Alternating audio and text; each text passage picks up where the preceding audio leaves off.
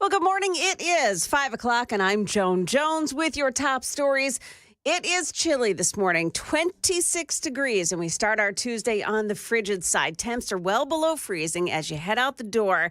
And with that little bit of snow that fell last night, there could be some trouble spots this morning. Overpasses and bridges, and those of us that got a little bit more than a coating yesterday, we could still find a few slick spots. Yeah, that's Channel 4 Stefano DiPietro. Putnam County Emergency Management Agency posted to Facebook last night that Interstate 40 near Monterey is covered in ice in several areas. There was a multi-vehicle crash that closed all lanes of I-40 near Monterey. All lanes reopened around 11 o'clock last night. Just be careful as you head out the door.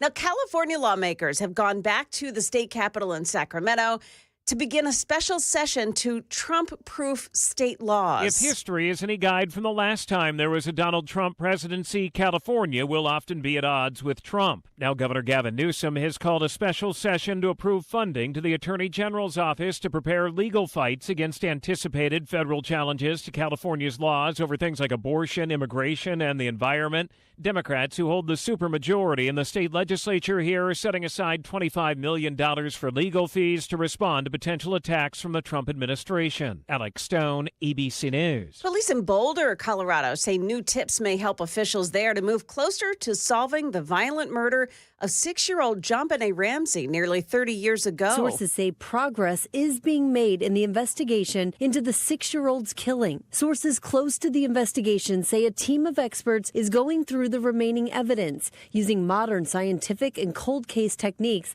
to try and crack the case. The unsolved murder captivating people for nearly 30 years. Netflix now out with a docuseries on the case. Boulder police released an annual update on the case, releasing the update earlier than usual this year due to increased attention on the investigation. That's ABC's Rhiannon Alley. JonBenet's parents and her brother were cleared in 2008 after additional DNA evidence was found.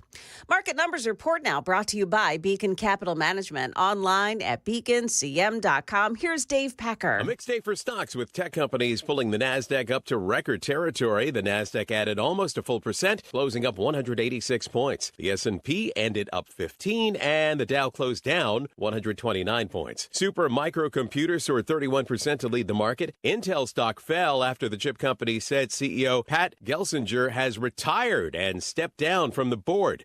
On the losing side, Jeep maker Stellantis dropped more than 6% after CEO Carlos Tavares suddenly resigned. Stellantis says different views have emerged between the company's board of directors and Tavares. A majority of Supreme Court justices didn't seem convinced that federal regulators misled companies as they refused to allow them to sell sweet-flavored vaping products following a surge in teen e-cigarette use. And it was a record-setting trip home from Thanksgiving. The Transportation Security Administration says it screened nearly 3.1 million people Sunday, breaking the previous record by about 74,000.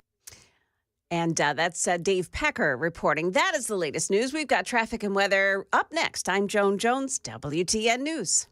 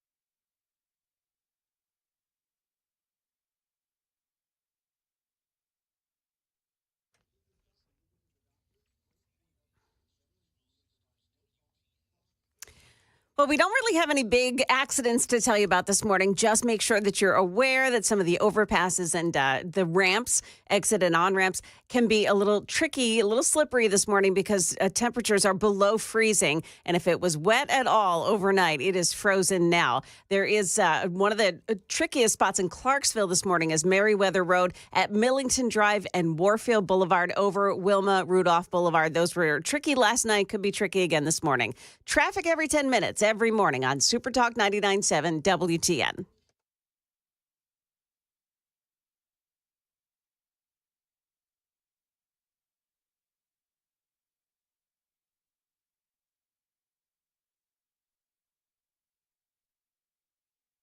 Information fueled, opinion driven. This is Nashville's Morning News with Dan Mandis. And so, my fellow Americans, we talk news. 5:06 on Nashville's Morning News on Super Talk 99.7 WTN. Good morning to your friends. Tuesday, December 3rd, along with Johnny B and Joan Jones. Dan Mandis here. Did you hear? This has to be one of my favorite stories, not only of today, but of the week so far. I know that we're only on Tuesday, but Donald Trump makes a mockery of Justin Trudeau. We are told that when Trudeau told President-elect Trump that new tariffs would kill the Canadian economy, Trump joked to him that if Canada can't survive without ripping off the U.S. to the tune of $100 billion a year, then maybe Canada should become the 51st state and Trudeau could become its governor. I mean, all over the media this morning, people are talking about this. The sources, there were two different sources. And you can just picture the scene, right? So you've got Trudeau, and he jets off to Mar-a-Lago because Trump has threatened these 25% tariffs.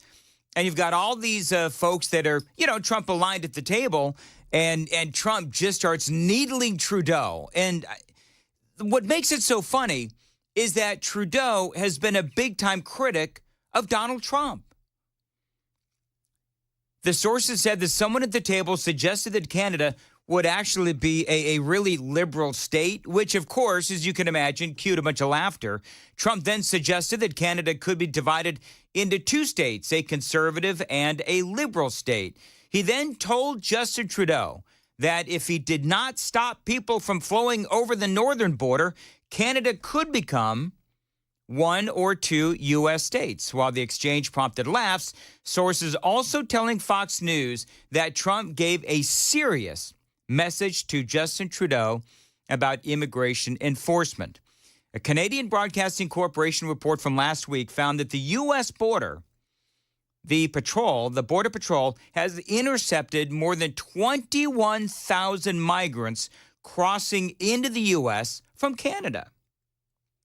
During the first 10 months of this year, in October alone, however, border agents apprehended more than 56,000 migrants coming over the southern border.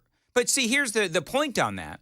The point on that is that if Trump actually can get Mexico to cooperate with their border with us, then the northern border might become more of a target for crossing drugs and people into our country.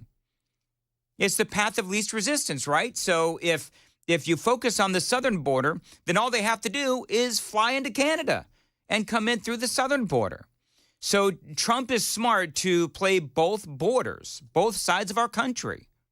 So Justin Trudeau was mocked at the dinner table at Mar-a-Lago. Clearly, I think it's clear that Donald Trump does not respect Justin Trudeau. He's liberal.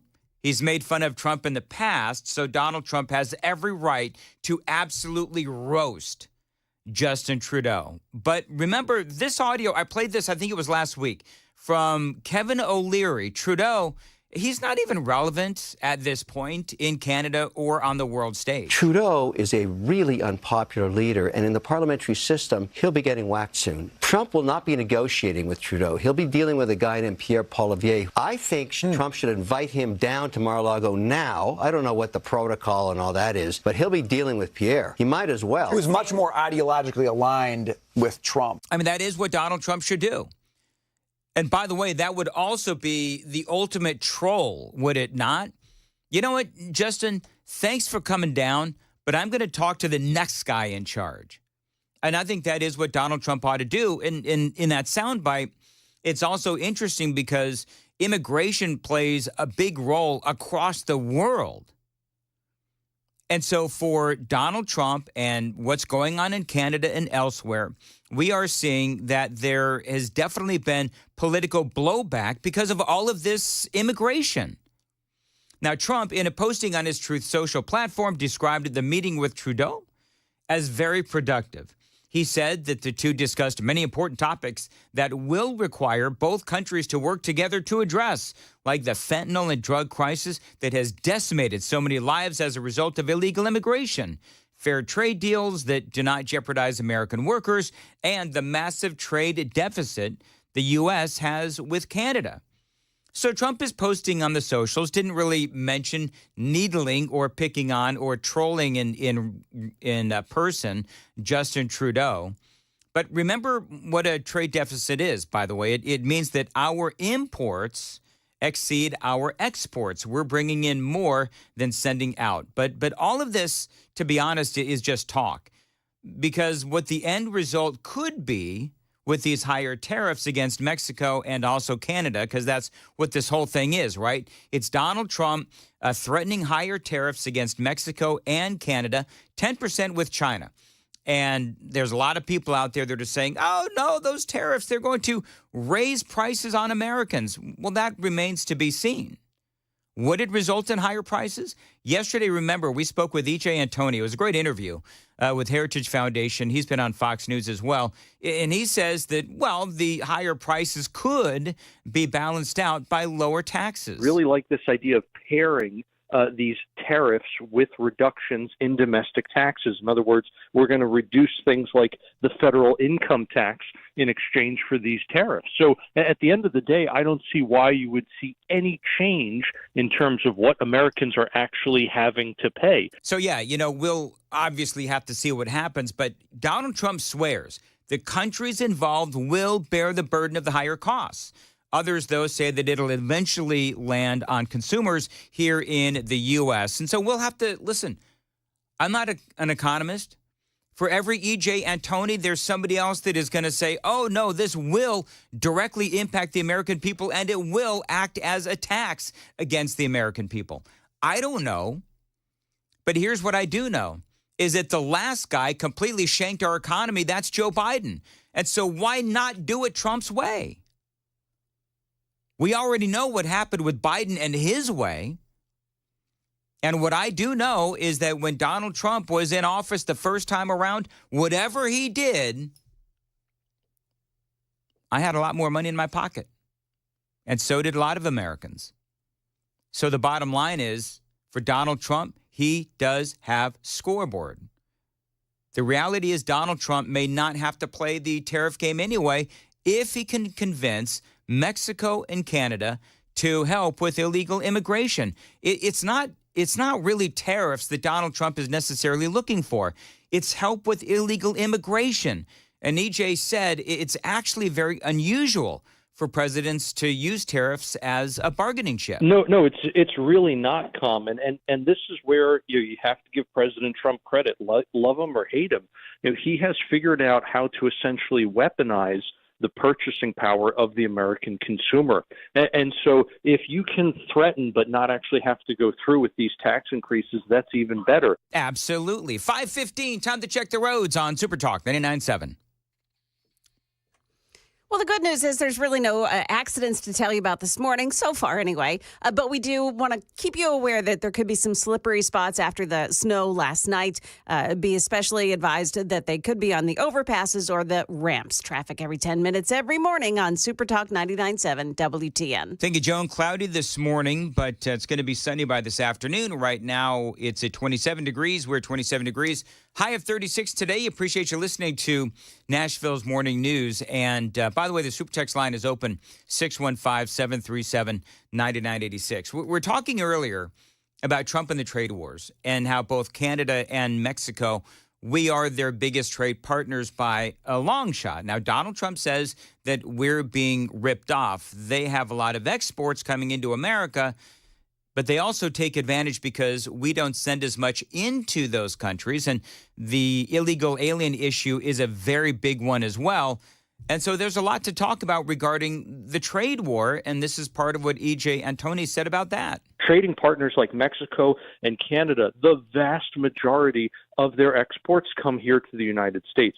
Only only a few percent, it's single digits of our exports go to places like Mexico or Canada.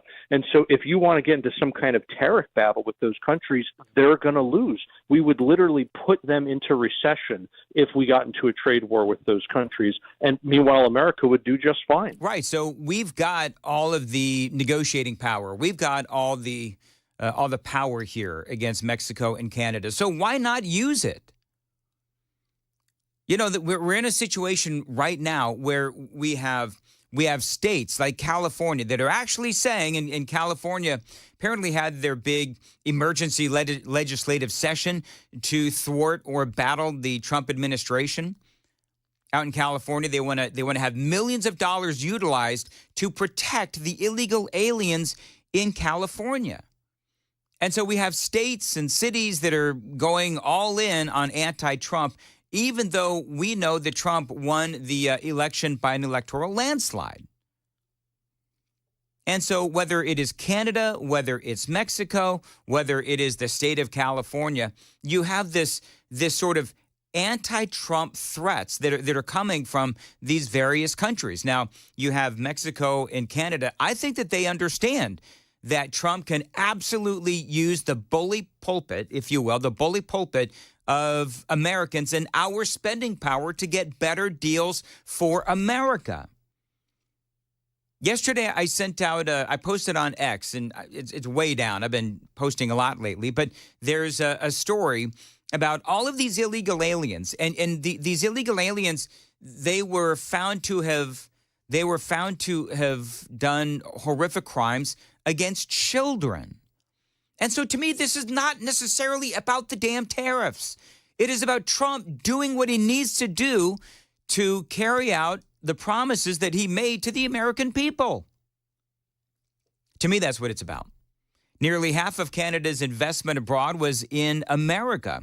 So you tariff them at 25%, that is going to be really rough for Canada and Canadians, because what that theoretically means is that those companies will lose profits, then those companies will have to cut jobs, and yet it could be disastrous for Canada. By the way, again, nearly half of their imports come from America. And so either way you look at it, Canada is ultimately going to end up losing if Trump does incorporate 25% tariffs on Canada or Mexico. Now, Mexico has been a lot more belligerent. Remember, I think it was last week we told you that they were really belligerent against this, but they understand. Mexico understands that they don't have a lot to bargain with either. I mean, look, all Donald Trump, you know what the thing is? Trump doesn't even necessarily have to negotiate with Mexico. You put up the damn wall, you use the military to guard our borders, and you deport all of these people that are in our country illegally. Starting first, yes, with the rapists and the murderers, you know, those kinds of people, the gangbangers. But the people of America spoke. And I don't know about you, friends, but I could give two rips whether or not Justin Trudeau is pissed off or if Mexico's new president is angry. I don't care. Because for me, it's all about America. And it's all about protecting our American values. It's all about protecting the people of America. And if Trump needs to use the bully pulpit of, you know, America's spending power with Mexico and Canada to close our borders, then that's what we need to do.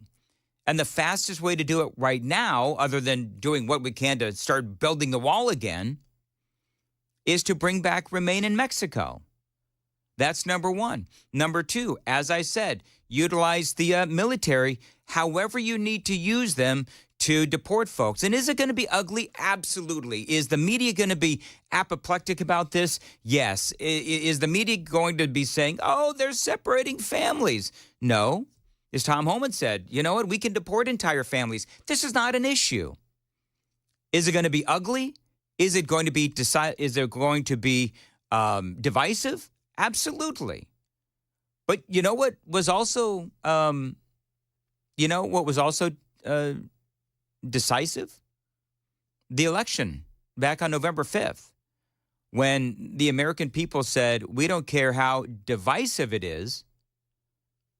The decisive victory of Donald Trump dictates that he carry out his campaign promises.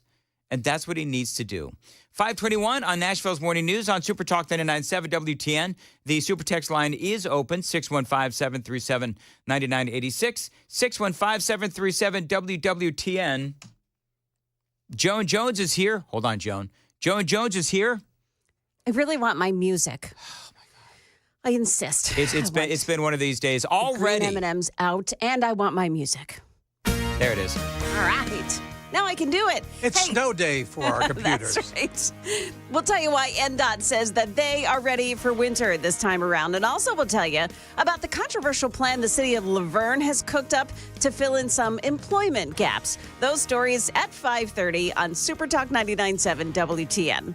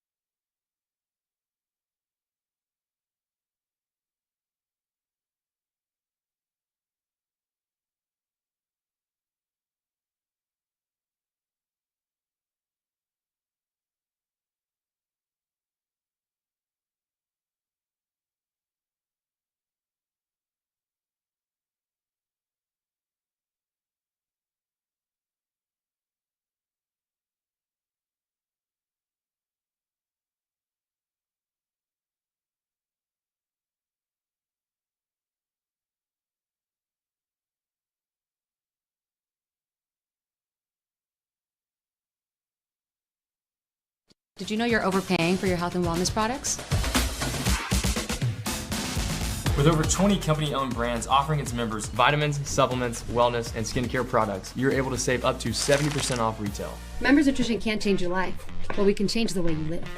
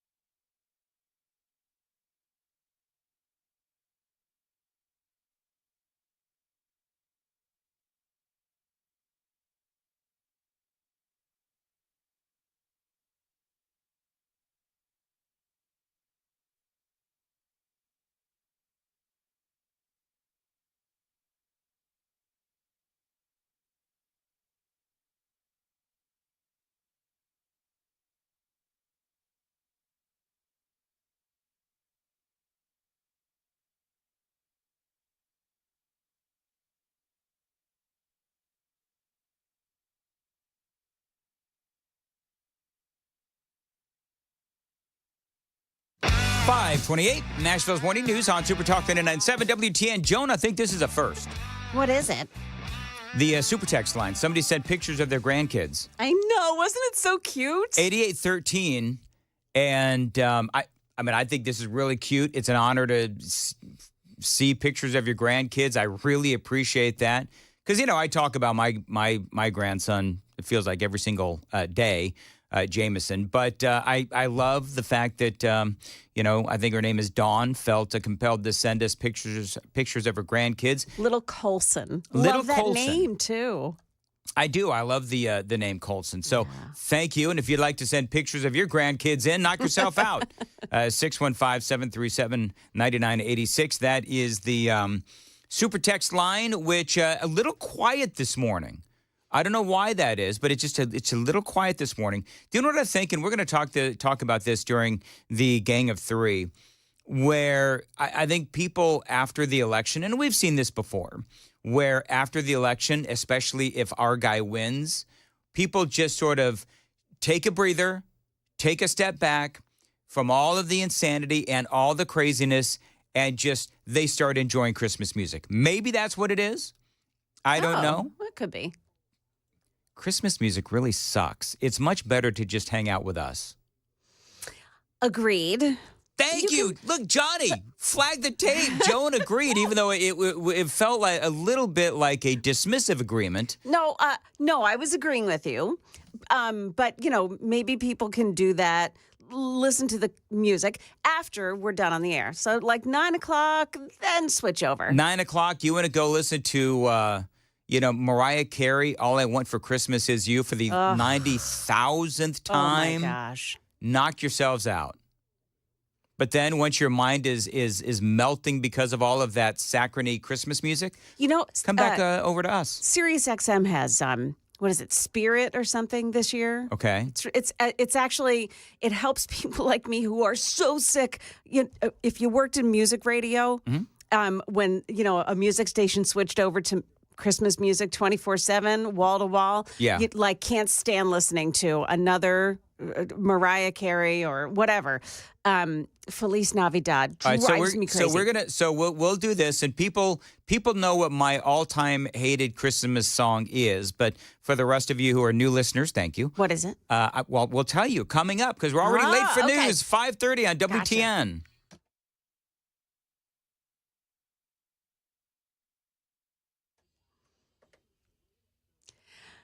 And it is 5:30. I'm Joan Jones with your top stories. Looks pretty out there, but the snow on the roads played a bit of a part in some accidents last night, including in Clarksville on Meriwether Road at Millington Drive and also Warfield Boulevard over Wilma Rudolph Boulevard. Now, as for this morning, commuters should be aware that overpasses and the ramps may be a little bit slippery. And meantime, NDOT is saying that it is ready for the winter with more than a dozen new plow trucks that use a special technology to clear roads faster. This morning, both Nashville salt barns are stocked to the brim and ready to go. Brine trucks are also filled, and NDOT has reassessed how they tackle some snow removal after last year's massive storm.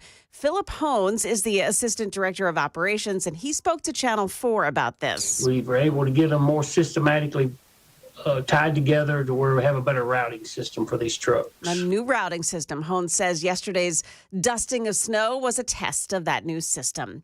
The city of Laverne is short several dispatchers at their 911 operations center, so now it's hoping to contract out for 911 dispatchers from a company in Colorado. Officials say hiring and training new dispatchers here takes too much time and effort. The issue will be raised at a city council meeting tonight. Well, Black Friday and Cyber Monday set shopping and spending records this year. Today, though, some are hoping to set a different vibe. Today is a theme, too, and it's a little different. It's more about the generous spirit part of the holidays. It's called Giving Tuesday, and last year it reportedly helped raise more than $3 billion for nonprofits and organizations around the world. Giving Tuesday was started 12 years ago at the famous 92nd Street Y in New York City, and has since become its own nonprofit. Every year on the Tuesday after Thanksgiving, organizations will ask folks to consider donating. ABC's Danny New there. That's the latest news. Traffic and weather are next. I'm Joan Jones, WTN News. Thank you, Joan. 533, Dan Mandis here, and I've been a Beehive member for years. So I can tell you from personal experience that Busy Bee Plumbing, Heating, and Cooling, this is the best HVAC company out there today. How good are they? Well, every single month they have new ways to save you money. Now, this was very successful. They've decided to extend that massive special. They've got a limited number of 14 SEER 1 and 1.5 to 3 ton split heat pumps for only $6,995. They're also offering a $69 mainline camera inspection to make sure that your drain pipes are cleaned out and in good condition. There's so many different Christmas deals they've got going on right now from Busy Bee. Enough to warm your heart this holiday season. They're also your Rude Pro partner, Busy Bee Plumbing, Heating, and Cooling, 615-775-7833, 615-775-7833, busybeehvac.com.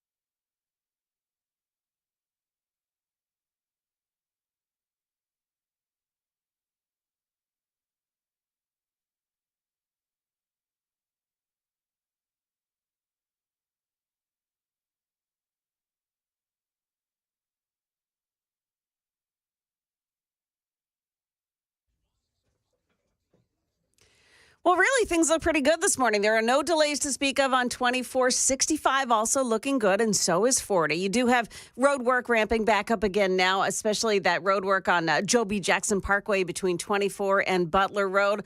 Also, the long-term construction out at BNA, I-40 between International Airport exit and Donaldson Pike. Traffic every 10 minutes every morning on Super Talk 99.7 WTN.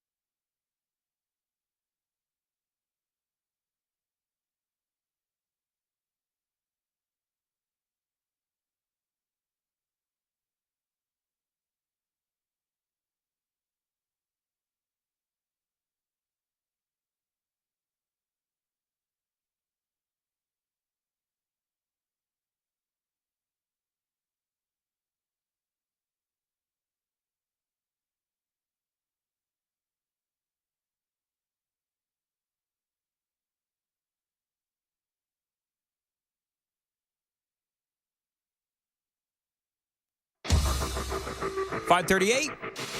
Nashville's Morning News on Super Talk 99.7 WTN. Good morning to you, friends. Time for the gang at 3 with Joan Jones and Johnny B. I'm Dan. Hello. Hey, Dan. No turkey jokes today. That's good because my husband was repeating your turkey joke to me last night. Oh, was he really? Thinking, oh my goodness, I can't get away from it. So your husband actually thought that it was funny. No, he wanted to tell me the joke again to annoy me like you do. Wow. Boy, you get a double dose. Yeah. You know, just so you know, Joan, that only makes me want to try harder to annoy you. I'm letting you know. Fantastic. Of course, I didn't really work out well in my first marriage, and so we'll see how it goes Yeah. here. Anyway, moving right along. All right, so what is Joan and Johnny? What is your least favorite Christmas song? I'll go ahead and start. But I'm generally curious because every year I go on the same diatribe about this song. Every single year. So, and I'm not going to belabor the point, but I'm wondering if people remember actually what my least favorite or most hated Christmas song is. So, super text line 615-737-9986. I'm going to give 5 seconds for people to text it in. Then I'm going to, got to wait for the delay. Then I'm going to go ahead and play my most hated Christmas song. Johnny, you really don't remember? I don't. They say the mind is the first to go, Johnny. I know. I'm proof. Here it is. You ready? I hate this. A lot. Dreaming of a white Christmas. How could you hate that? I hate that song. Really? Absolutely hate it. Are you a fan of the movie? What movie? White Christmas. Well, Never seen it. I just don't. I hate it. I can't. Well, it sounds a little racist. White Christmas. it's talking about snow. Oh, that's what it is. Okay. Yeah. All right. Come on. Yeah, but snow. Snow is white, and in this instance, he's talking about how he's dreaming of a white. Why can't there be black snow? So, Or brown. Or brown snow. The song actually came from the movie Holiday Inn. That's Okay. right. Okay. So I insist that you go watch Holiday Inn. Really? Yeah, come on. More homework of movie watching Yes. from people at WTN. It's black and white. It's just a wonderful, wonderful movie. Here's the great thing. And it's inclusive, Dan. It's black and white. Yes. Here- Well, yeah. Here's the. They actually have Hey, Johnny.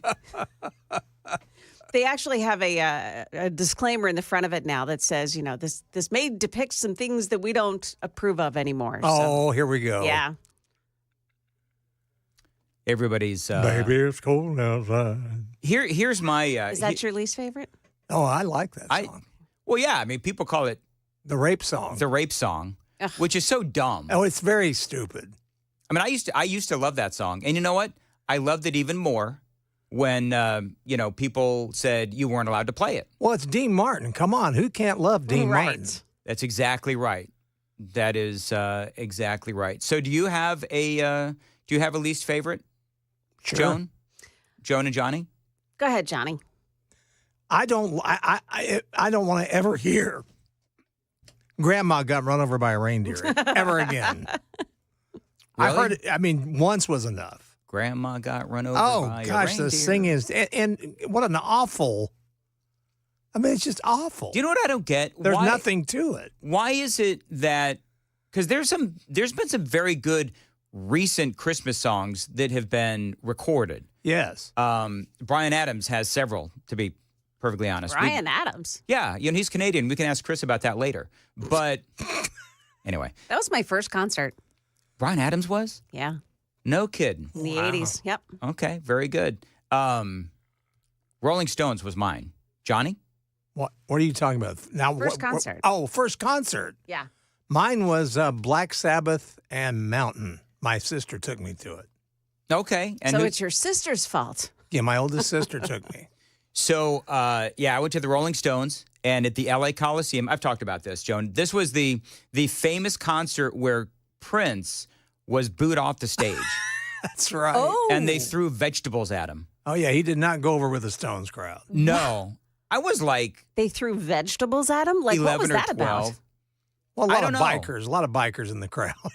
Yeah. I They mean, just I don't bring know. vegetables along in their saddlebag? Like what? Well, you know, bikers do eat healthy. Okay. Do they? I've seen some bikers, Johnny, and they don't look like super healthy people. Anyway, so yeah, they booed Prince and they threw a bunch of food at him, maybe hot dogs. Although to be honest with you, like if I was in the crowd and I wanted to throw food at an artist I didn't like, it wouldn't be the really expensive food That you're eating that you just bought. It's like $20 for a hot dog. I'm not going to throw it at Prince. Yeah, but banana might be better. That's exactly right. Anyway, so yeah, and it's funny because at the time I didn't appreciate the Stones like I do now because I was like 12. Well, how much did you pay for these tickets?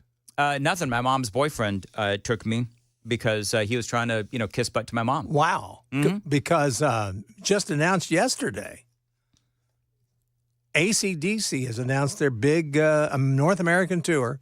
Brian Johnson is going to be singing lead. Oh. Nothing mentioned about Axl Rose at all. Right.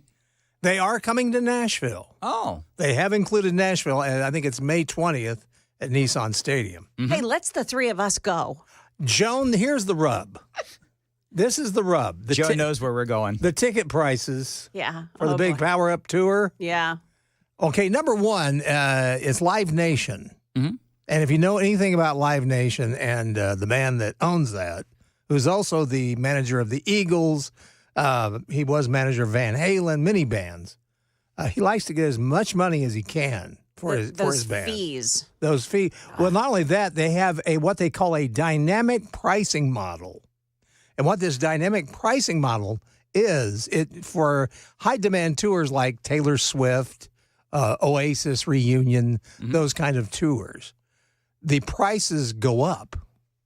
And they think that the AC/DC tour is going to be in the dynamic pricing model. And the tickets this is according to Forbes, they're predicting the ticket prices will be between $250 to $650. What? That's insane. Do you know, I think that after this concert tour, AC/DC is going to be back in black. I think they will too. So those that can afford it, for those about to rock, Power Up. For those about to rock, you're going to have to pay. Yes, you are. A lot of money. Instead of Power Up, they ought to call it Pay Up Tour. That's ridiculous. I wouldn't pay that kind of money. It's got to be something really unique, and no offense to AC/DC, but they've been doing the same stuff for years, and so there's nothing new to see there. And to be honest, I don't know if I've ever seen AC/DC, but I can tell you right now, I never will on those prices. No, I won't either. They're a great band. I would love to see them, but and what's sad is that when you look at the old, like all these rockers that are now older, they were not high end people. A lot of them, like take the Van Halen brothers, they lived meagerly. Yeah. And they at least got to go to concerts, and it inspired them to play. That's what's sad, is that where the new musicians going to be? Are they going to be all rich kids? Is that what we're going to get now? I don't know, but I think a lot of kids are making music on their computers now. Yes, it's they like are. the art of actually playing an instrument these days. It feels like it's kind of gone by the wayside, maybe. But Which is there's sad. a lot of people in Nashville that do play. So I don't know. Yeah. Joan, what's your least favorite Christmas song? Did you say? No, I did not. It's Feliz Navidad. If I hear it, I just want to jump off a bridge. Feliz honestly. Navidad. And you'll hear it So more you have now. to sing it for me now? Well, the bridge is right down the road. So, So have at it, right? all right, Yeah. now, real quickly, let's do, we should have prepared for this more, but give me your favorite Christmas songs. Johnny, you got one? Yeah, I like Brenda Lee's Rocking Around the Christmas Tree, which has been made, by the way, a Tennessee State song. Oh, really? Yeah. I So didn't. Congratulations to her. I did not know that. Yeah. Joan? You're going to think this is so weird. It's I Heard the Bells on Christmas Day with Kate Smith. Oh, yeah. I've never, you know what's so only funny? Kate Smith. I've never heard of that song. You're kidding me. Never have. Kate Smith? Yes. Do I know who she is? Is she the one that did Running Up That Hill? No, that's Kate Bush. Totally different. Sorry. Kate Smith is an old time. She's passed now, but she used to sing.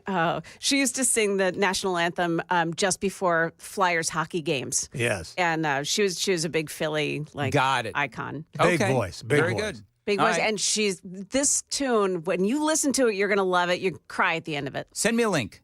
Okay, send me a link. I can do that. Maybe we'll play it at 8:35. Cool. And I have to also mention Silent Night. Great Christmas song. Yes. Absolutely. Beautiful. Absolutely. My favorite all-time Christmas song, people probably know this at this point.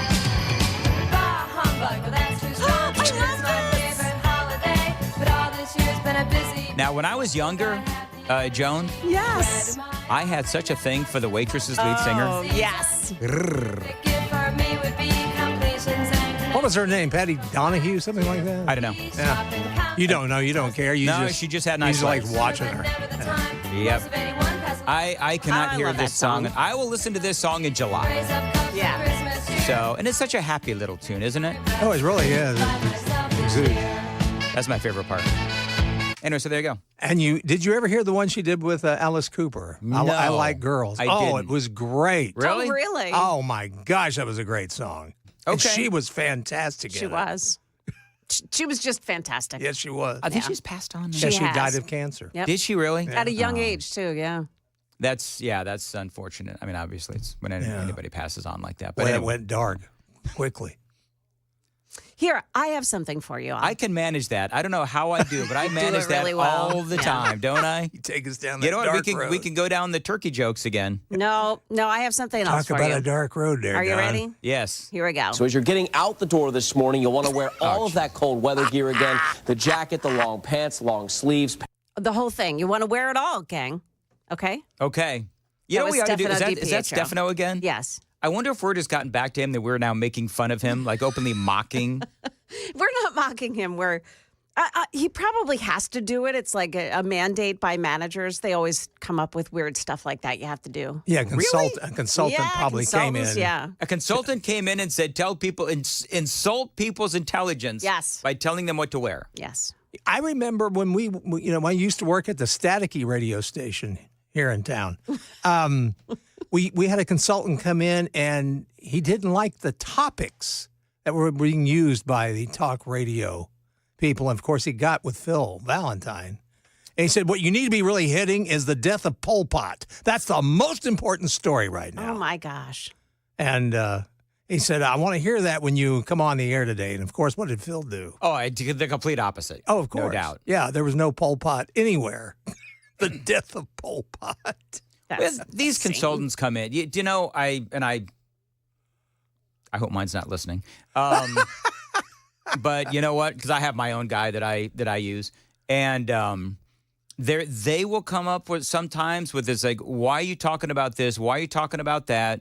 And it's you know what? I don't know, because it's what interests me. Exactly. And for 30 plus years, I've been doing this in one form or another, and it's what interests me. Bottom line. Well, I thought Phil had the greatest analogy about consultants. Yeah. He said they're like guys that give you sexual positions, but they can't get a date to save their life. And he's right. Joan, help me. Well, then. I got nothing. Moving right along. Merry Christmas. Yes.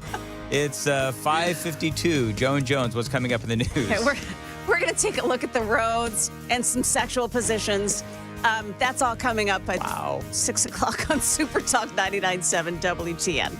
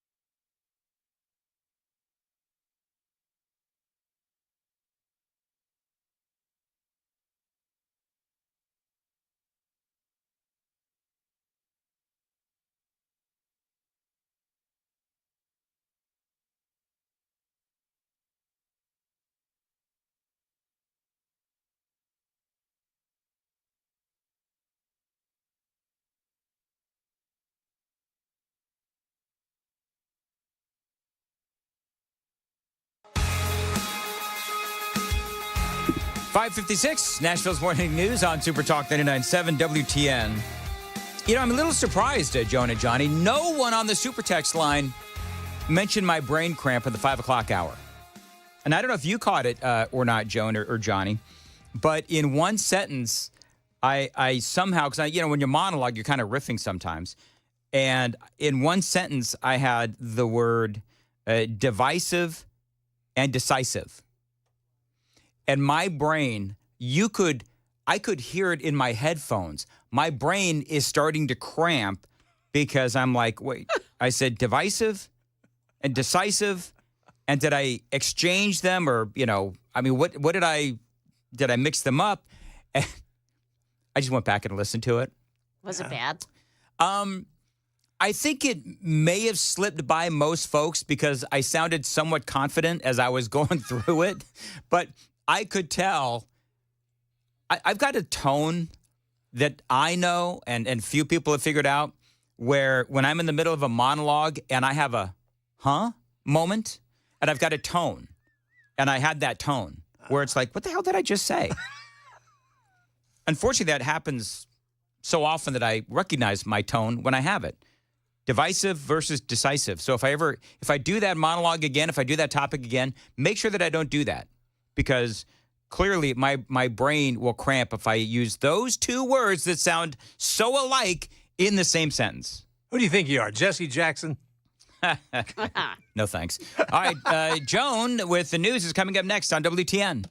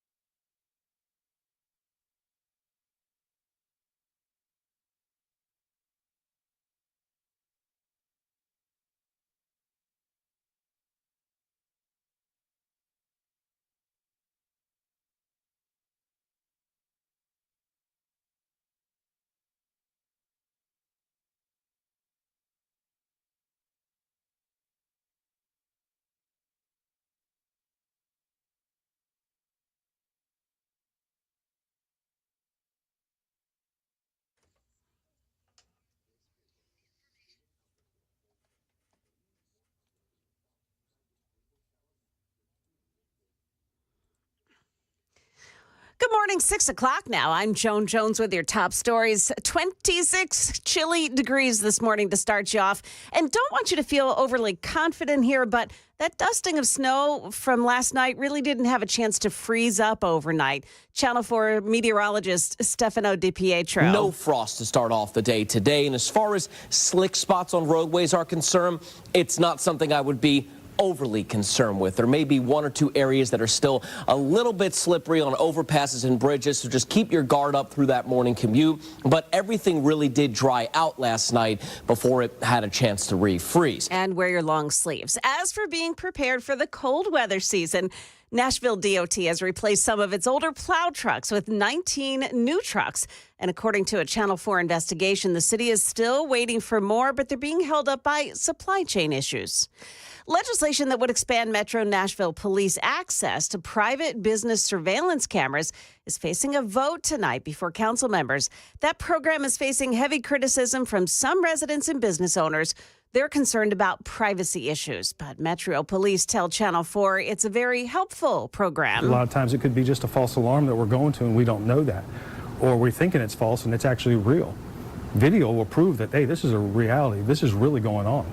Active shooter situation is a key example of that. Now, if the legislation is approved, Metro Police could use the FUSA system, as it's called, which is operational in cities around the country, to access private surveillance footage from camera owners who volunteer for that program. Market Numbers Report now brought to you by Beacon Capital Management, online at beaconcm.com. Here's Jim Ryan. From ABC News, Wall Street now. The broad-based S&P and the tech-heavy NASDAQ composite closed at records Monday, gaining 0.25% and 1% respectively. The Dow Jones briefly topped 45,000, but finished the day 129 points lower at 44,782. Things are looking up for another drop in interest rates. The Fed's final meeting of the year starts 2 weeks from today, and Christopher Waller, a member of the Federal Reserve's Board of Governors, says he's leaning towards supporting another reduction. The numbers are still being added up, but Cyber Monday may have been one for the record books. Adobe Analytics charts spending at about $13.2 billion on Cyber Monday, up more than 6% from last year. 23 years ago, energy company Enron became synonymous with corporate greed and mismanagement when it declared bankruptcy. On Monday, a new Enron launched a website and bought a full-page ad in the Houston Chronicle promising details next week. Jim Ryan, ABC News. And Wall Street futures are little changed after yesterday's close. That's the latest news, traffic, and weather next. I'm Joan Jones, WTN News.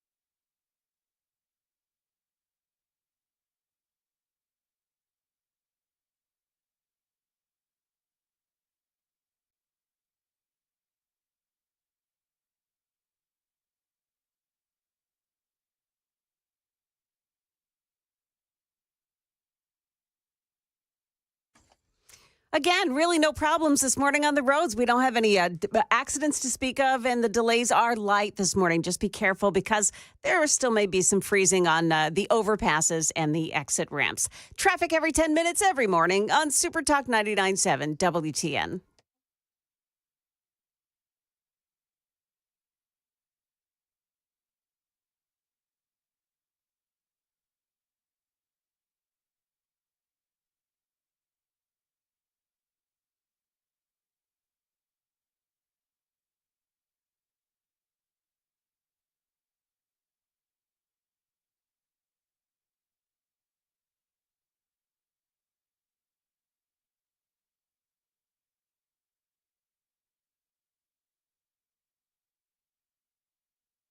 Information fueled, opinion driven. This is Nashville's Morning News with Dan Mandis. And so, my fellow Americans, we talk news. 6:07, Nashville's Morning News on Super Talk 99.7 WTN. Good morning to you, friends. Along with Joan Jones and Johnny B, Dan Mandis here. Tuesday, December 3rd. Baby, it's cold outside. But it's going to be, as you just heard, a little bit warmer by tomorrow. Looking forward to that. The pardon continues to be controversial. We're going to get into that straight ahead. MSNBC, they're really worried that Donald Trump is going to start running around and arresting journalists. We've got that story for you as well. And so there's just a lot going on. Also, a big report that was released by a congressional subcommittee on COVID. Details on that straight ahead as well.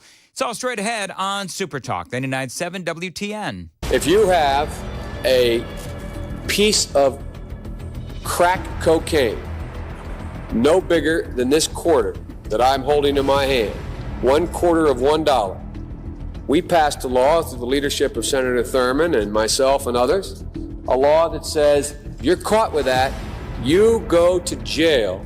Now, this is Joe Biden, and this has gone viral. And on one side of the screen, it's Joe Biden literally on the Senate floor holding a quarter and saying that if you get busted with this amount of crack cocaine, you are going to jail. On the other side of the screen is video of Hunter Biden smoking crack cocaine.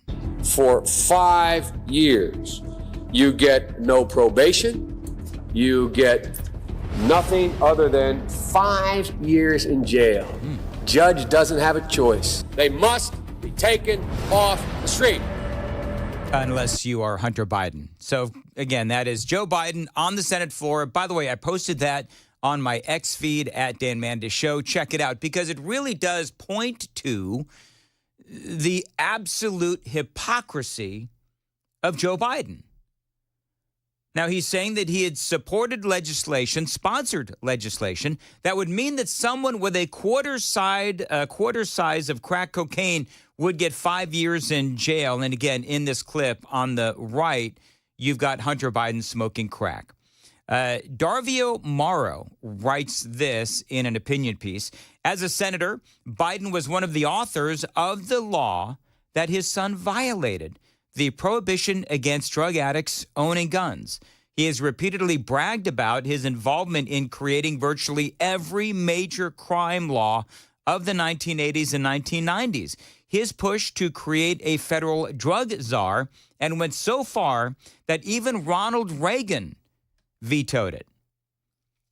So clearly this is a bad look for not only Joe Biden, but it is also a bad look for the Democrats. And so the audio and video of all of this, quite frankly, has been amazing because these Democrats, let's be honest, they all have egg on their face. Adam Schiff, Pencil Neck Schiff, back a few years ago, filed legislation to ensure that Donald Trump did not do what Joe Biden ultimately ended up doing. What it would do is say that in the event the president pardons anyone in an investigation in which the president is a witness, a subject, or the target, those investigative files will all be turned over to the Congress. The Congress ought to know whether the president is using the pardon power to obstruct justice. The American people have a right to know. Oh, I think the American people know. Don't the American people know, certainly politicians know, that, and we talked about this extensively yesterday, that Joe Biden pardoning Hunter Biden for all crimes for the last, 10 years? Where, I mean, let's face it, he was only charged with a gun charge and tax evasion, but by pardoning and giving Hunter Biden clearance for all crimes for the last 10 years, obviously also protects Joe Biden, Jim Biden, and the entire Biden family, theoretically. But Adam Schiff, he's on MSNBC or CNN at the time talking about how he wants transparency when it comes to Donald Trump. By the way, Schiff is silent this morning. I think it is clearly constitutional. It doesn't prohibit him from granting a pardon, even a pardon he shouldn't grant. But it does say that we will be able to at least find out whether the president is using this power to shield himself from liability. It offers transparency at the very least. Right. I mean, does that not just scream hypocrisy? Does that not just scream, Schiff is talking about Trump, but right now you clearly would scream, what about Biden? Because that is precisely what Joe Biden did.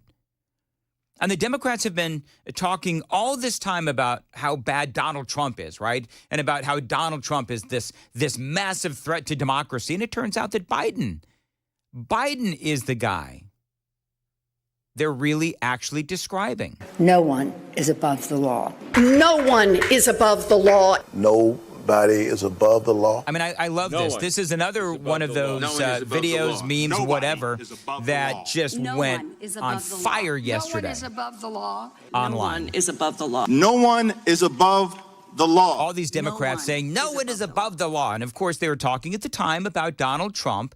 Now, their hypocrisy is loud and clear for everyone to see and hear. Now, remember that Biden said that these charges were politically motivated. Hunter Biden being convicted of gun charges and tax evasion. Now, here's the thing. Any crime that he may have committed from 2014 all the way to the day of the pardon he is also pardoned from that.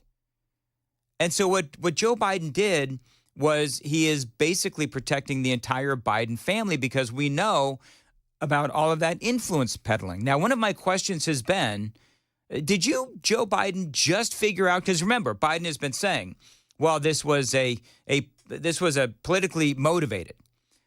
And so my question was, okay, well then, did you just figure out that these charges and this investigation was politically motivated? You and everyone else, you've been saying that you would not pardon your son. You've been saying this for a year. Will you accept the jury's verdict no matter what it is? Yes. And have you ruled out a pardon for your son? Yes. Well, it turns out the Biden has been apparently considering a pardon all along, even though he was telling the American people something completely different. This is from the Daily Mail this morning. The president has discussed pardoning his son with some of his closest aides, at least since Hunter Biden's conviction in June. Say two people with direct knowledge of the discussions about the matter. They said it was decided at that time that he would publicly say that he would not pardon his son, even though doing so remained on the table. The White House denies this. But, the White House has been denying a lot of things over the past 4 years. They've been denying that Dementia Joe has dementia. They've been denying that the border is wide open. They've been denying that inflation has been skyrocketing thanks to, Joe Biden's legislation and the Democrats in the House and the Senate. They've been denying all of that. And we all know they denied that crime was skyrocketing. So the White House can deny whatever it is that they want to deny. But the reality is that we all know what's been going on. And now, by the way, the special counsel, the ones that were investigating Hunter Biden, they have spoken out. Details straight ahead, 6:15. Time to check the roads on WTN.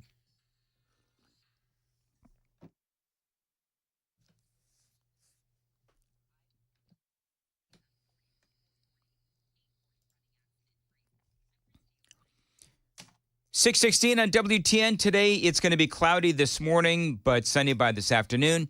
A high of 36 and right now 26 at Super Talk 99.7 WTN. And the special counsel is now speaking out because remember, Biden said that this whole thing was politically motivated. And the special counsel has now said, no, these charges were not politically motivated. And if they were, why didn't Biden say something last year? Why didn't Biden say something when all of this was going on? He chose right now to say, oh, this is politically motivated. I think that once, and we talked about this ad nauseum yesterday, but once Kash Patel was brought into perhaps if he is ultimately ends up in charge of the FBI, then that's what Hunter Biden and Joe Biden's fear was that Kash Patel would be confirmed and go after Hunter Biden for the crimes that I'm sure that he committed. But remember, this was Biden's DOJ, right? He could have called this off at any time. Yes, they were Trump-appointed lawyers, but it seems like this only got politically motivated once Kash Patel and Pam Bondi had been nominated by Donald Trump. Less than 24 hours after President Joe Biden pardoned his son Hunter and criticized his prosecution as a miscarriage of justice, prosecutors in Special Counsel David Weiss's office defended the integrity of their work in a pair of court filings and fiercely rebutted the president's allegations that their charges were motivated by politics. Listen to this. In total, 11 different federal judges appointed by 6 different presidents, including his father, considered and rejected the defendant's claims, including his claims for selective and vindictive prosecution, wrote prosecutor Leo Wise in a 10-page filing in Hunter Biden's tax case on Monday. In Monday's filing, prosecutors urging the federal judge overseeing Hunter Biden's tax case in California not to dismiss his indictment and instead close the docket, which would allow the record to continue to exist. The government does not challenge that the defendant has been the recipient of an act of mercy, but that does not mean the grand jury's decision to charge him based on a finding of probable cause should be wiped away as if it never occurred. Wise wrote, it also does not mean that his charges should be wiped away because the defendant falsely claimed that the charges were the result of some improper motive. And they're absolutely right. Hunter Biden is getting an act of mercy from his father. People are saying, well, it's his father. What would you do? And I understand that. This is Joe Biden, though. And Joe Biden is, again, protecting not only Hunter Biden, but also his brother and himself and the rest of the family as well. I love what Scott Jennings had to say on CNN. Joe Biden is leaving office making the strongest possible case for Donald Trump that anybody could possibly make it, and that's that our government and our justice system is of, by, and for the elites and nobody else. I mean, of course, he's right. It's not like we didn't know that this was going on. And so the evidence has all been, right there. The FBI has been going after parents who had concerns about their kids' education and showing up at school board meetings, right? That's what the FBI has been doing. You talk about, what Hunter Biden has been doing. You talk about how now Joe Biden was the author of all of those tough-on-crime bills, You got all of these people that are in jail or have spent time in jail for doing exactly what Hunter Biden did. Yet Hunter is going to be able to walk away scot-free. But what about all those people sitting in jail right now because of their drug use? Or how about all the people who have been busted for tax evasion? Can we just get a pardon? No, we can't. Never again do I want to hear, oh, Donald Trump's a liar. You can't believe anything he says. Donald Trump will abuse his power. Donald Trump will only use the system to benefit himself and his family and so on and so forth. Never again. Yeah, but remember, now that Hunter is no longer allowed to plead the Fifth, we talked about this again yesterday as well ad nauseum, he could get called up in front of Congress or behind closed doors and be forced to answer questions about the rest of the family and the accusations of influence peddling. Now, KJP, Karine Jean-Pierre, she made one astonishing statement after another. She was on Air Force One on her way to Angola. Now, remember, she has been saying over and over again that Joe Biden would not be pardoning his son Hunter. She, Joe Biden, they've all been saying the same thing. And so she was asked about this yesterday. You have said repeatedly yourself since the election, the president has said for months, no pardon was coming. I wanted to ask you, could those statements now be seen as lies from the American people? Is there really a credibility issue here given now this announcement? First of all, One of the things that the president always believes is to be truthful to the American people. That is something that he always truly believes. Wait, what? One of the things that the president always believes is to be truthful to the American people. I mean, history shows that in and of itself is a lie. I mean, that one statement right there clearly is a lie. Even the daily Democrat newsletter, the New York Times, has said Joe Biden has massive issues with the truth. From you got plagiarism to policy to his never-ending personal stories, his truthfulness or lack of truth has been evident for decades. So even today, after all of this, the gaslighting does continue. And if you see the end of his, I assume that you've read his statement, and you look at the end of that statement, and he actually says that in the first line in the last paragraph, and respects the thinking and how the American people will actually see this in his decision making. And I would encourage everyone to read in full the president's statement. I think he lays out his thought process. He lays out how he came to this decision. He came to this decision this weekend. So let's be very clear about that. He says it himself. It's in his voice. He said he came to this decision this weekend. I don't know if there's anybody who is going to believe Joe Biden at this point, especially now, again, as we go full circle. There's two people within Biden's inner circle that say that for the last year, when he's been out there saying that he would not pardon Hunter, word is from people within his orbit that he's been saying that, lying to the American people because a pardon was always on the table. By the way, you heard her say, read the end of Biden's statement. Okay. Here's what Joe said. For my entire career, I have followed a simple principle. Just tell the American people the truth. They'll be fair-minded, he says. Here's the truth. I believe in the justice system, but as I have wrestled with this, I also believe raw politics has infected this process and it led to a miscarriage of justice. And once I made this decision this weekend, there was no sense in delaying it further. I hope Americans will understand why a father and a president would come to this decision. So that is what Karine Jean-Pierre says we all have to understand is why Joe Biden decided to give his son Hunter this pardon. Again, I maintain, a lot of others maintain as well, that it has nothing to do with a father and a son.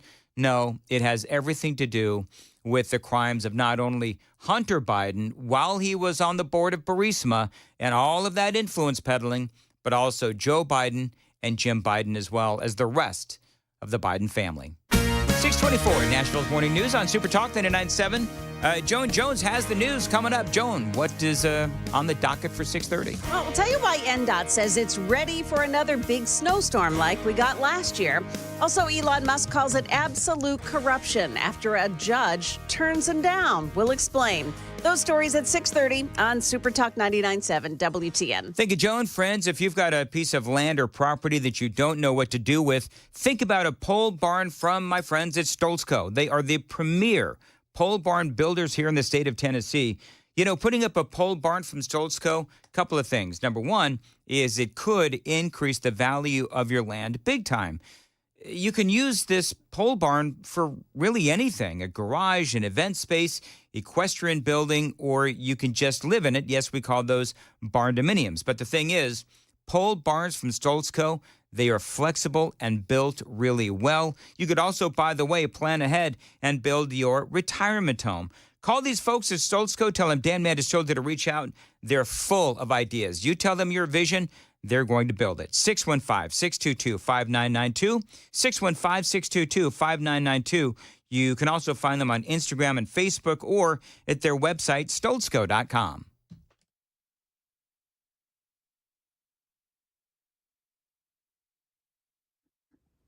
Hey, everybody. Dan Mandis from Nashville's Morning News. The Wall Street Journal reported a while ago that people are feeling stress, anxiety, and depression because of this election. If that's you, talk to my guy, Dr. Christopher Van Schenk. He is a psychiatrist out in Nolensville. Now, he can help you with not only depression, if you're feeling it because of politics or whatever, but he can also help you with alcoholism, drug abuse as well. Go to his website, nolansvillepsychiatry.com. He's got a long list of conditions that he can help you with, either in person or telehealth. Bottom line is, he wants to make it as easy as possible for you to get the help that you need. He can help your kids as well. Check him out online. Again, nolansvillepsychiatry.com. The number's below. Thanks for listening, and good luck.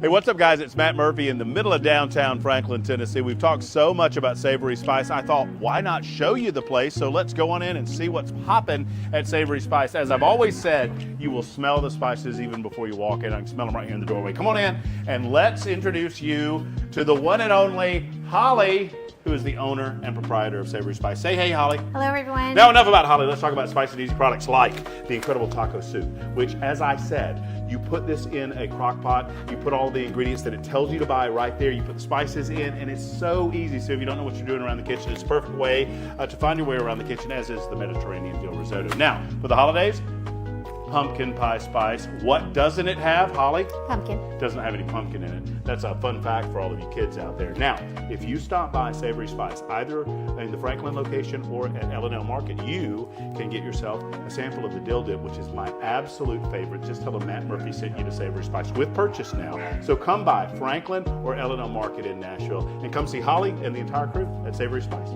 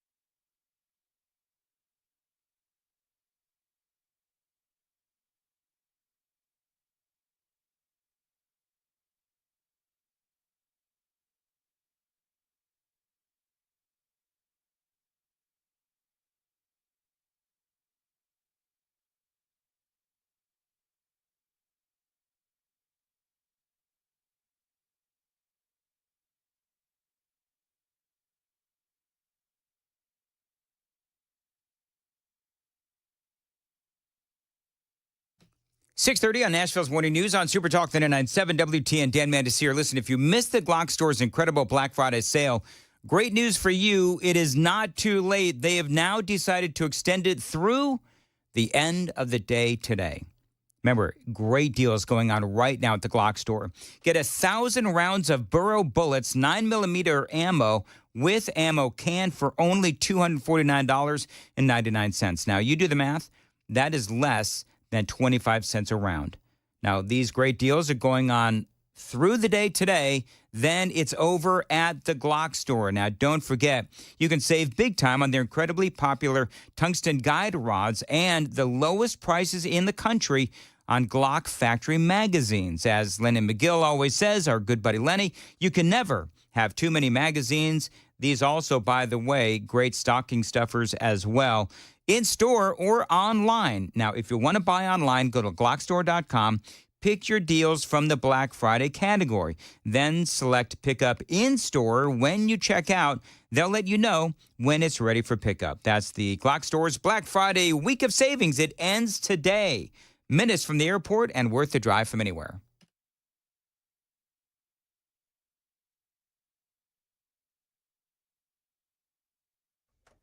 Good morning. It is now 6:31. I'm Joan Jones with the latest news. After that dusting of snow last night, it appears that roads have had a chance to dry out just enough to make a smooth commute for most of us this morning. But NDOT still wants us to know that in the event of another big storm like we had last year, they are ready. They've got new plow trucks that use a special technology. And Nashville DOT also created new snow clearing routes to help remove snow faster, they say. It also says they won't be taking snow removal requests anymore. Instead, they're going to focus on 3 snow removal lists. We were able to get them more systematically tied together to where we have a better routing system for these trucks. That's Philip Hones. He's NDOT Assistant Director of Operations, and he was speaking to Channel 4. Well, since the election of his friend Donald Trump last month, Elon Musk has seen his net worth surge $43 billion. Musk is going to have to make do with that after a judge in Delaware refused to reinstate his 2018 pay package from Tesla. Early this year, Kathleen McCormick of the Delaware Court of Chancery ruled that as CEO of Tesla, Elon Musk essentially wrote the terms of his own $56 billion compensation package in 2018. Musk furiously moved Tesla's state of incorporation from Delaware to Texas, where shareholders then ratified the package. But McCormick is standing by her decision to void that pay plan. Jim Ryan, ABC News. And Musk says he will try to move that Delaware judge to vote in his favor. Market Numbers Report here brought to you by Beacon Capital Management, online at beaconcm.com. Stock futures this morning, little changed from yesterday. The Dow futures are down 5, but NASDAQ futures down 11. And the S&P futures are up just 1 point. That's the latest news. Traffic and weather are next. I'm Joan Jones, WTN News. Thank you, Joan. 6:32, Nashville's Morning News on WTN. Dan Mandis here for Brentwood Jewelry. Listen, Christmas is on the way, and with it, terrific deals from Brentwood Jewelry. They make Christmas shopping easy, as a matter of fact, at Brentwood Jewelry. Think about your loved ones opening an incredible gift like a watch, earrings, or a ring at a price you can afford, courtesy of Brentwood Jewelry. You can also get a personalized piece of jewelry that is as unique as the person you're giving it to. Now, if you have a priceless heirloom that you don't know what to do with, well, they can transform it into a special gift that you can wear every day. And ladies, if you're looking for that perfect gift for the man in your life, Brentwood Jewelry is the place for watches. They also have an incredible selection of pre-owned Rolexes as well at Brentwood Jewelry. So Merry Christmas from our friends at Brentwood Jewelry. Shop in store or online, located at 7012 Church Street East in the heart of Brentwood. Online anytime at brentwoodjewelry.com.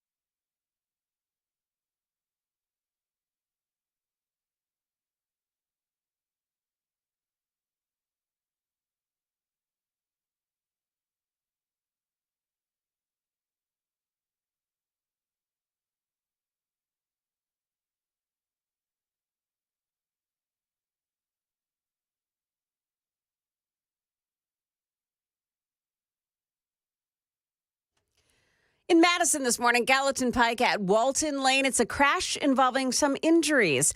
Other than that, roads are looking good heading into Nashville. Traffic every 10 minutes every morning. Super Talk 99.7 WTN.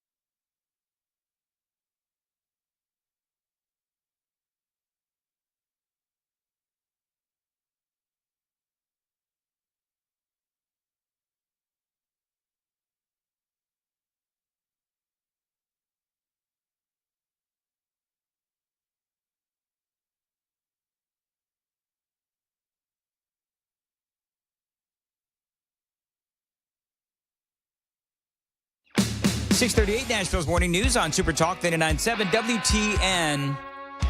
If you were ever called a racist or a conspiracy theorist because you thought that COVID leaked from that lab in Wuhan, well, you'll want to hear this. The House Select Subcommittee on the Coronavirus Pandemic released a massive report yesterday, laying out numerous conclusions from its review of the federal pandemic response, including what the Republican-controlled panel believes to be the likely origins of the virus. The 520-page document encompassed a wide range of issues relating to the pandemic, including vaccinations, public health guidance, state-level actions, and use of relief funds. I mean, this was an exhaustive process, and they've been working on this for a long time. 25 hearings or meetings. They reviewed more than 1 million pages of documents from, various places and various departments and so forth. And they did this so that the next time this happens, and hopefully it won't happen again, but we need answers. They say the subcommittee's hearings were often marked by contentious back and forth between members and witnesses. Several interviews were held behind closed doors, including 2 days of interviews with Fauci. Dr. Anthony Fauci, former director of the National Institute of Allergy and Infectious Diseases, earlier this year. Now, I don't know if there's anybody in America right now who has a lick of sense or is a conservative or Republican that believes that Fauci has any credibility whatsoever. But specifically, as far as the lab leak theory, need some audio, Johnny, the report begins with the finding that COVID likely emerged because of a laboratory or research-related accident. How long have we been saying this? WTN Nation? We've been saying this since COVID. And we were called racist. We were called conspiracy theorists. We were called all kinds of names. But now the report shows that there are biological characteristics of the virus that are not found in nature. There's evidence to support a single introduction of the virus to humans, not multiple zoonotic spillover events like, the wet market people have been trying to convince us for years. I mean, look, this isn't really all that surprising, obviously. Talk radio has been talking about this for years now. Even Jon Stewart called this when he was on with Colbert. Remember this? Science has, in many ways, helped ease the suffering of this pandemic, which was more than likely caused by science. What do you mean by that? Do you mean like there's a chance that this was created in a lab? There's an investigation. A chance? Well, oh my if there's God. evidence, I'd love to hear it. There's I just don't know. a novel respiratory coronavirus overtaking Wuhan, China. What do? Oh, you know who we could ask? The Wuhan Novel Respiratory Coronavirus Lab. The disease is the same name as the lab. Yeah, and the funny thing is everybody was asking the same questions, and the wet market theory it wasn't backed by science. You were called all kinds of names, and here's the deal. It was so obvious to everyone involved that this was clearly a lab leak. Yet mainly people on the left and people in the media, New York Times, Washington Post, MSNBC, all the usual suspects said, oh, no, it can't be that. It can't be that. And it turns out that it was. And even Jon Stewart realized it. And they attacked him bigly. So wait a minute. You work at the Wuhan Respiratory Coronavirus Lab. How did this happen? And they're like, a pangolin kissed a turtle. And you're like, no, the name of your lab. If you look at the name, show me your business card. Oh, I work at the coronavirus lab in Wuhan. Oh, because there's a coronavirus loose in Wuhan. How did that happen? Maybe a bat flew into the cloaca of a turkey and then it sneezed into my chili, and now we all have coronavirus. I mean, let me tell you something. You remember when Jon Stewart did that on Colbert's show, and Colbert was absolutely flat-footed. He had nothing to say about Jon Stewart saying what all the conservative talk show hosts and others were saying. Big-time scientists were even talking about how this was not coming from the wet market. It came from the lab. But they were silenced by Dr. Anthony Fauci. In the report, they say that Dr. Anthony Fauci prompted a 2020 study that supported the wet market theory to disprove the lab leak theory. Now, obviously, what he was trying to do was save his reputation and cover up the fact that if you, reverse engineer this whole storyline, COVID happens. It was gain-of-function research. That's what happened. Funded by NIH grants to this company, EcoHealth. Fauci gave that grant money to EcoHealth. No oversight as to what that money was actually funding. So part of this report was Fauci gives money to EcoHealth. No oversight on what EcoHealth is doing with that grant money. EcoHealth gives that money to that lab in Wuhan, China. EcoHealth is not watching what the lab in Wuhan is doing with that money. It says so in the report. And so that's why Fauci and others just wanted desperately to say that it was the wet market, but you can't fool conservatives, talk show hosts, or Jon Stewart. Oh my God, there's been an outbreak of chocolatey goodness near Hershey, Pennsylvania. What do you think happened? Like, oh, I don't know, maybe a steam shovel mated with a cocoa bean. Or it's the chocolate factory. Maybe that's it. That could be. Yeah, he even made a believer out of Stephen Colbert there at the end. That was too funny. I mean, that has me laughing, belly laugh. Did you were you watching this at the time this all happened, Joan? No. I remember when that segment happened and I played it the next day, and I, like you, I've heard it 3 or 4 times now. I watch it when I'm in a bad mood just because it makes me happy. And it's the funniest darn thing. It is. And it's very cathartic because at the time, and I keep saying this, that people like us were mocked and ridiculed. And then suddenly, here comes Jon Stewart confirming everything that we've said. Yeah. And now this subcommittee report is also confirming everything that talk show hosts and conservatives have been saying about this for the entire time. Wait till you hear what the report says about mitigation efforts. It's all straight ahead. 6:45, time to check the roads on WTN.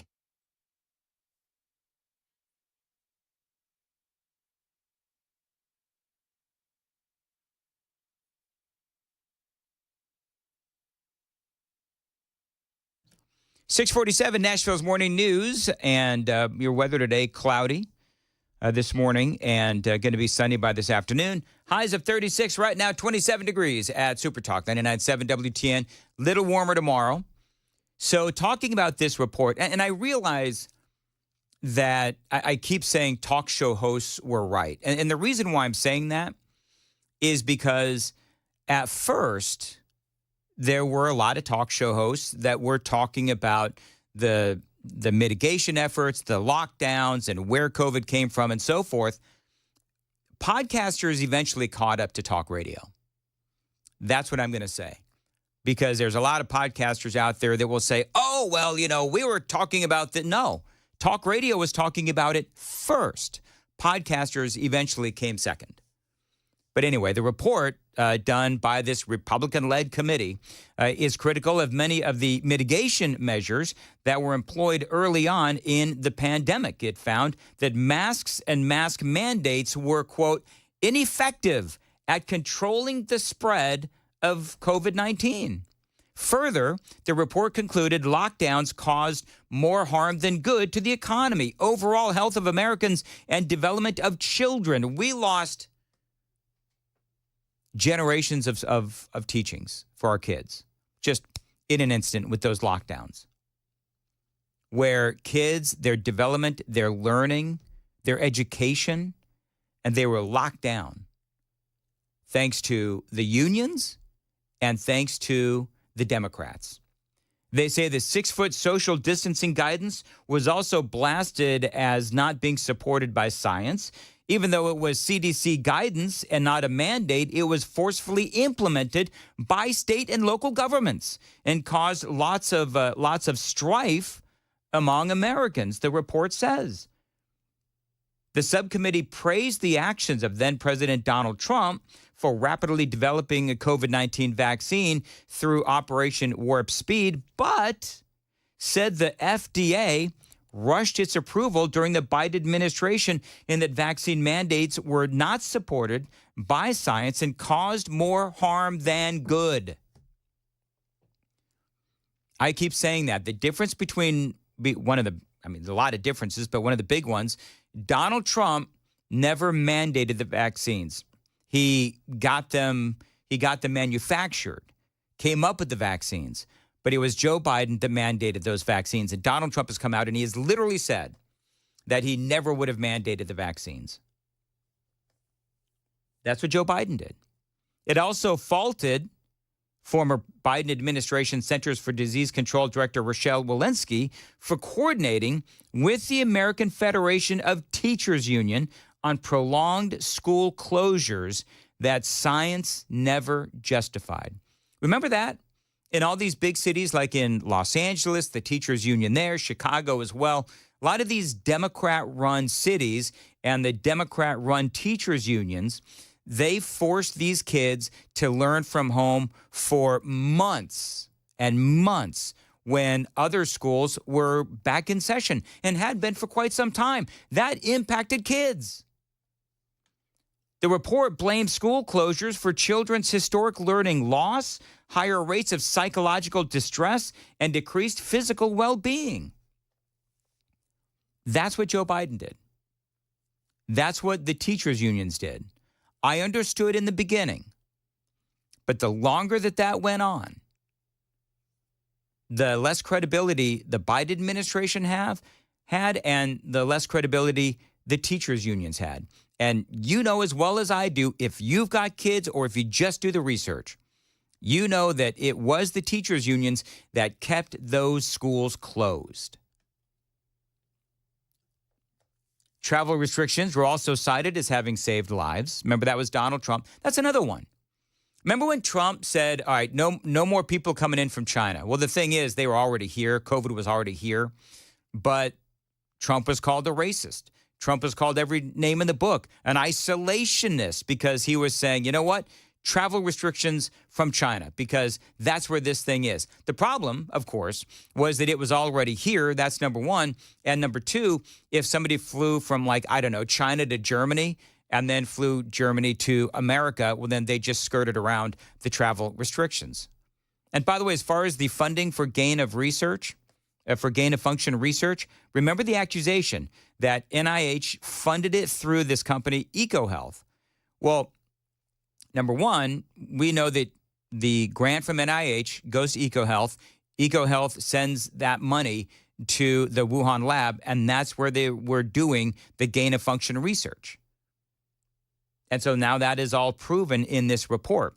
The subcommittee's report paid particular attention to the actions of EcoHealth Alliance, the non-governmental organization that sub-awarded NIH grants to global labs, including the Wuhan Institute of Virology.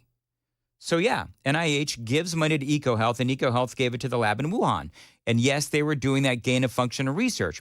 Echoing criticism from members of the subcommittee, the report found EcoHealth failed to carry out proper oversight of the experiments it provided funding for, facilitated gain of function research, and misled the NIH on the details of its research projects. The NIH, in turn, also found to have failed in its oversight of EcoHealth. Remember, Fauci was in charge of the NIH. So everywhere you look, it was a cluster, and it was not only the people of the world, but certainly the people of America that paid the price. It is 6:53 on Nashville's Morning News. Joan Jones, what's coming up? Dan will tell you where the weather figured into a crash that shut down a major highway last night. Also, just how engaged were Tennessee voters in the presidential election? We know now. We've got those stories coming up at 7 o'clock on Super Talk 99.7 WTN. Thank you, Joan. 6:53 on Nashville's Morning News on Super Talk 99.7 WTN. Dan Mandis here for my friends at Zero Res. Eternally grateful to these folks because they keep my carpets insanely clean and safe for Riker and now my new grandson as well. Now listen, dirty carpets equals sickness. Your carpet is the #1 air filter in your home, so you really do need to keep it clean the Zero Res way. You know, the Zero Res difference means powered water. So no soap, no residue, no harsh chemicals. That means pure safety for your family and pets. And your carpet's going to dry twice as fast as well. So get your home holiday ready with Zero Res.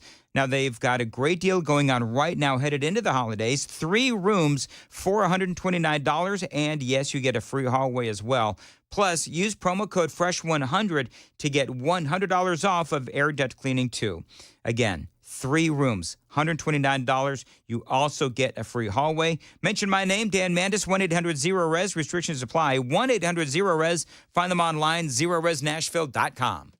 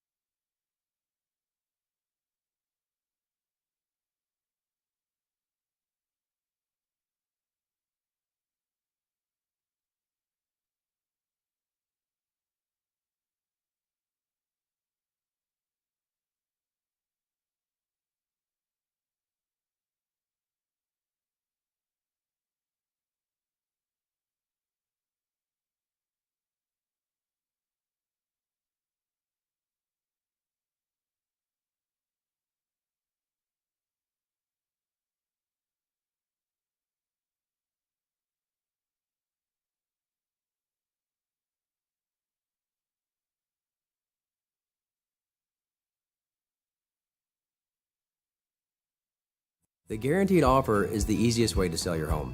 It's really simple. We bring you an all-cash offer. You close in as little as 21 days. No home inspections, no lock boxes, no open houses. Go to markspain.com to get a guaranteed offer and start packing.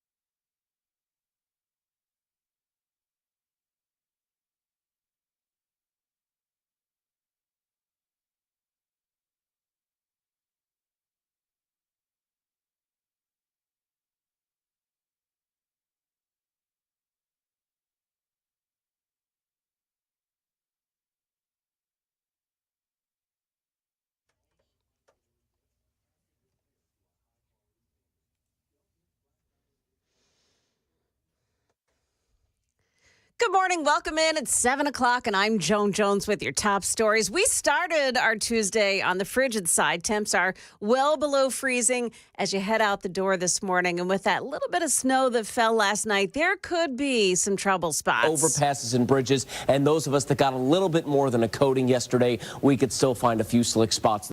Yeah, that's Channel 4's Stefano DiPietro. Putnam County Emergency Management Agency posted to Facebook last night that Interstate 40 near Monterey was covered in ice in several areas, and there was a multi-vehicle crash that closed all lanes of I-40 near Monterey. All those lanes opened up around 11 o'clock last night. That's an area that could still be slick this morning. California lawmakers went back at the state capitol in Sacramento to begin a special session. They want to Trump-proof their state laws. If history is any guide from the last time there was a Donald Trump presidency, California will often be at odds with Trump. Now, Governor Gavin Newsom has called a special session to approve funding to the Attorney General's office to prepare legal fights against anticipated federal challenges to California's laws over things like abortion, immigration, and the environment. Democrats who hold the supermajority in the state legislature here are setting aside $25 million for legal fees to respond to potential attacks from the Trump administration. Alex Stone, ABC News. Well, the numbers are in, and Tennesseans showed up in big numbers to vote during the presidential election. The Secretary of State's Division of Elections said yesterday that just over 3 million voters turned out to vote on November 5th, and about 2.1 million cast their ballots early and in person. In both of those figures, and both of those figures will break records. Donald Trump and J.D. Vance will pick up 11 electoral votes from the volunteer state. Police in Boulder, Colorado, say new tips may help officials move closer to solving the violent murder of 6-year-old JonBenet Ramsey, which was nearly 30 years ago. Sources say progress is being made in the investigation into the 6-year-old's killing. Sources close to the investigation say a team of experts is going through the remaining evidence, using modern scientific and cold case techniques to try and crack the case. The unsolved murder captivating people for nearly 30 years. Netflix now out with a docuseries on the case. Boulder police release an annual update on the case, releasing the update earlier than usual this year due to increased attention on the investigation. It's ABC's Rhiannon Alley. JonBenet's parents and her brother were cleared in 2008 after additional DNA evidence was found. Market Numbers Report brought to you by Beacon Capital Management, online at beaconcm.com. The Dow futures are down 14. NASDAQ futures falling just 5. The S&P futures also nearly unchanged. They're up about 2 points. That's the latest news, traffic, and weather. And next, I'm Joan Jones, WTN News.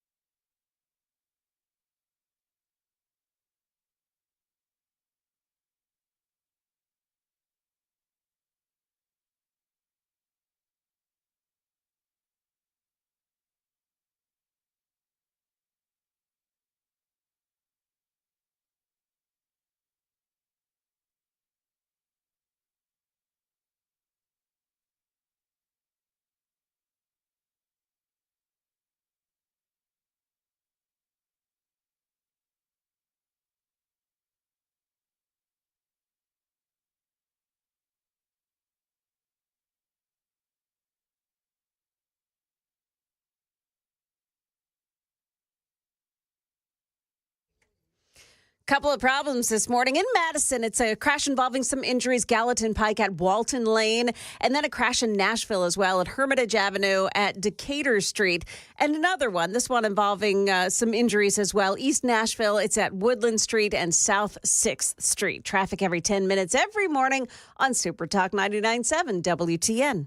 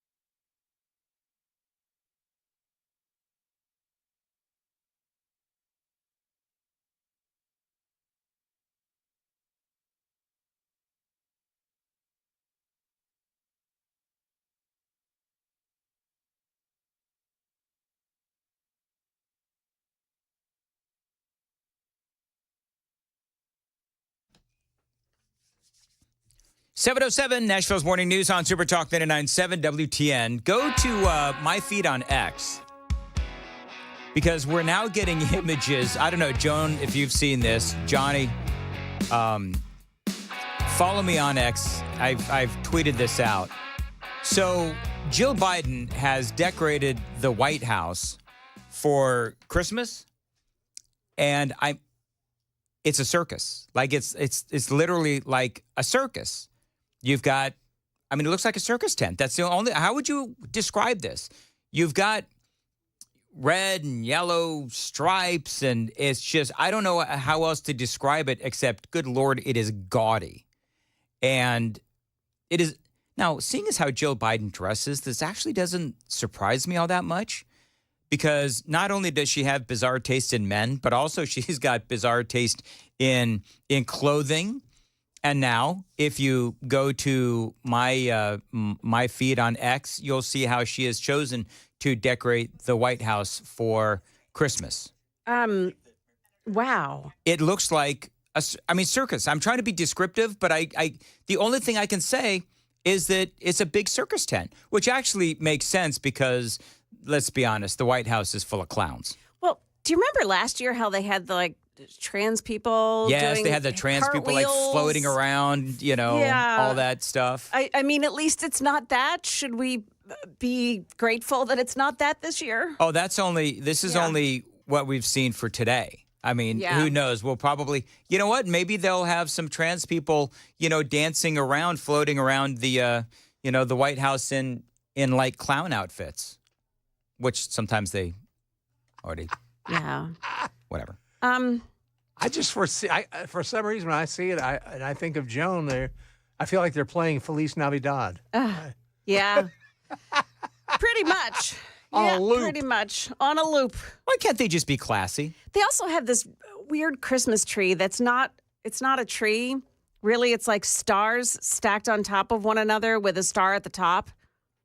And it's like it's dedicated to Gold Star families. Okay. Well, they've also got a merry-go-round. Have you seen that one? Yeah. Yeah, and one of the instead of it being like horses, there's a deer and there's a dog. Yeah, it's a little strange, as I think. I mean, why is the dog Melania there? I would understand having a reindeer, right? You know what I mean? Did you see the dog? I see the dog. I don't understand why the dog is there. Well, it's like one of the dogs that bites everybody in the White House. Yeah. Is that Commander? Yeah. Maybe that's Commander. Will that one bite anybody? That's pretty funny. Well, it looks like, too, the dog is chasing what, a lamb? Looks like there's a lamb on there. It does. It looks like a big fat lamb. Yeah, it does. Big fat lamb. Big fat lamb. Whatever. Yeah. Yeah, it's just gaudy. I don't know what else to say when about Melania had just the most beautiful, gorgeous, tasteful, well decorated, well thought out, and the media just, singed it like they do with everything. Apparently, she's got a designer? Is this what I'm seeing? She's got a designer for the White House? I think everybody does. They work, the Why first is this ladies hard? work with a designer. I mean, well, this designer must be on acid. But it's huge, and there's a lot of. I mean, how many Christmas trees do they have inside the White House? They have a lot. It's a lot. You ever been to Brian Wilson's house? Yeah, they've got 15 trees. It's 11. You know what they need to do? Oh, it's 11. Oh, Joan? Well, I was there last year. I got the tour. Oh yeah, we did Do you let you remember? in last year, didn't we? I'm just kidding. Boy, I like the way you put that, Dan. Last year, just kidding. Last year was the first time I realized Dan wasn't a hugger. So, we get to Brian's party, and I went to hug you. Come in for a hug. I'm a hugger. And you had both arms down at your sides. I stiffened up, didn't I? Yeah, you sure did. Everybody knows. Now Yeah. you know. I'm going to come in for a big hug again. Hashtag not a hugger. Well, then, too, Dan, that shows you've taken the training and you've learned. Yes. That's exactly right. You're a company man. And No by the hugging way, allowed. there's more training. Because we don't have enough. Clearly. Brian Raffinelli from Raffinelli Events has worked closely with Dr. Jill Biden to lead the creative efforts in designing the White House holiday decor for this year, themed around Season of Peace and Light. Well, it's not a season of peace because he got involved in two seemingly forever wars, and it's been pretty dark. So, you can call it anything you want, Biden's, but the reality is that we are not in a season of peace and light right now, but that begins on January 20th. How's that for partisan? There you go. It looks more like the Afghanistan pullout, the real circus that it was. Ah, good one, Johnny. Look at Johnny. Yeah. There is a nativity scene. Is there? Yeah, I can't tell how big it is. It's a close-up picture, so I really can't tell how big it is. Are the three wise men, are they like trans? Listen, I'm asking a question because based on previous Christmases, I could totally see that. I'm going to go really dark, and I apologize. I could totally see that, like, the three wise men are, like, in drag. Yeah, and the baby is Hunter. The baby is Hunter. I was actually with a crack pipe. I was going to say, there's a little crack over there in the corner. It's Hunter. It's Hunter in the little bassinet thing, and he's surrounded by crack pipes for his, like, binky or whatever you call it, pacifier. I know baby Jesus didn't have a pacifier. All I'm saying is just, it'd be pretty funny if it did. Yeah. It'd be more fitting with this group. It would be, absolutely. And there's a baby mama standing to the side going, dude, I want my child support. Oh, my God. You know what? You could also have like Joe Biden turning his back on the baby because, of course, that's what the entire family did with Hunter's, Little Navy. While he poops his pants. There you go. And you're not talking about the baby, right? No, I'm not. You're in a room with Joe Biden and a baby, and you smell the poop, and you're like, "Is that Joe or the baby?" Take your pick. So bad, you guys. Both wearing diapers. Oh man, very good. All right, we got to go. 7. Hold on, 3446. Yes. They can't have a nativity scene in Washington, D.C. because they can't find 3 wise men. Ha! Nice. Yes, well done. Yes. Very nice. Okay. Biden said, Biden's like Marsha said, Dan. You know what I was thinking about doing? Remember when Senator Marsha Blackburn said, well, Dan, I was thinking about for one day and one day only because I don't like long, drawn-out intros. But I was thinking about doing like an official Dan Mandis show intro, like other, fancier shows have, where they have a lot of like audio in their intro. And I was thinking about like using that as some sort of a piece for an introduction. Should I do that? Yes, I like it. I do too. You like that? Yeah. Well, Dan. And it has to be Marsha. It's got to be. Oh, yeah. It's got. And listen, I mean this all with, fun and love and respect of the senator, whatever. I just think that would be pretty funny. So maybe I'll do it if I have the time. What we don't have is any more time for this segment. 7:15, time to check the roads on WTN.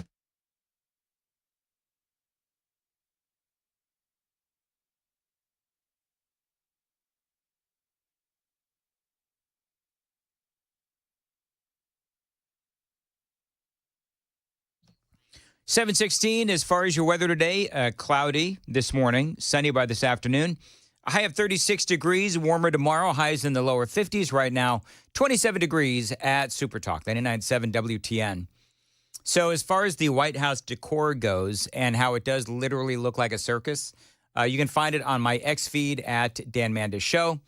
Other thing you can do is, Joan, would you agree that Jill Biden has, like, oftentimes she dresses like her dresses are like a couch pattern? Like, would you agree to that, or am I off? Like, I don't, wear dresses that of, but I have to that I know of. Totally kidding. Kidding.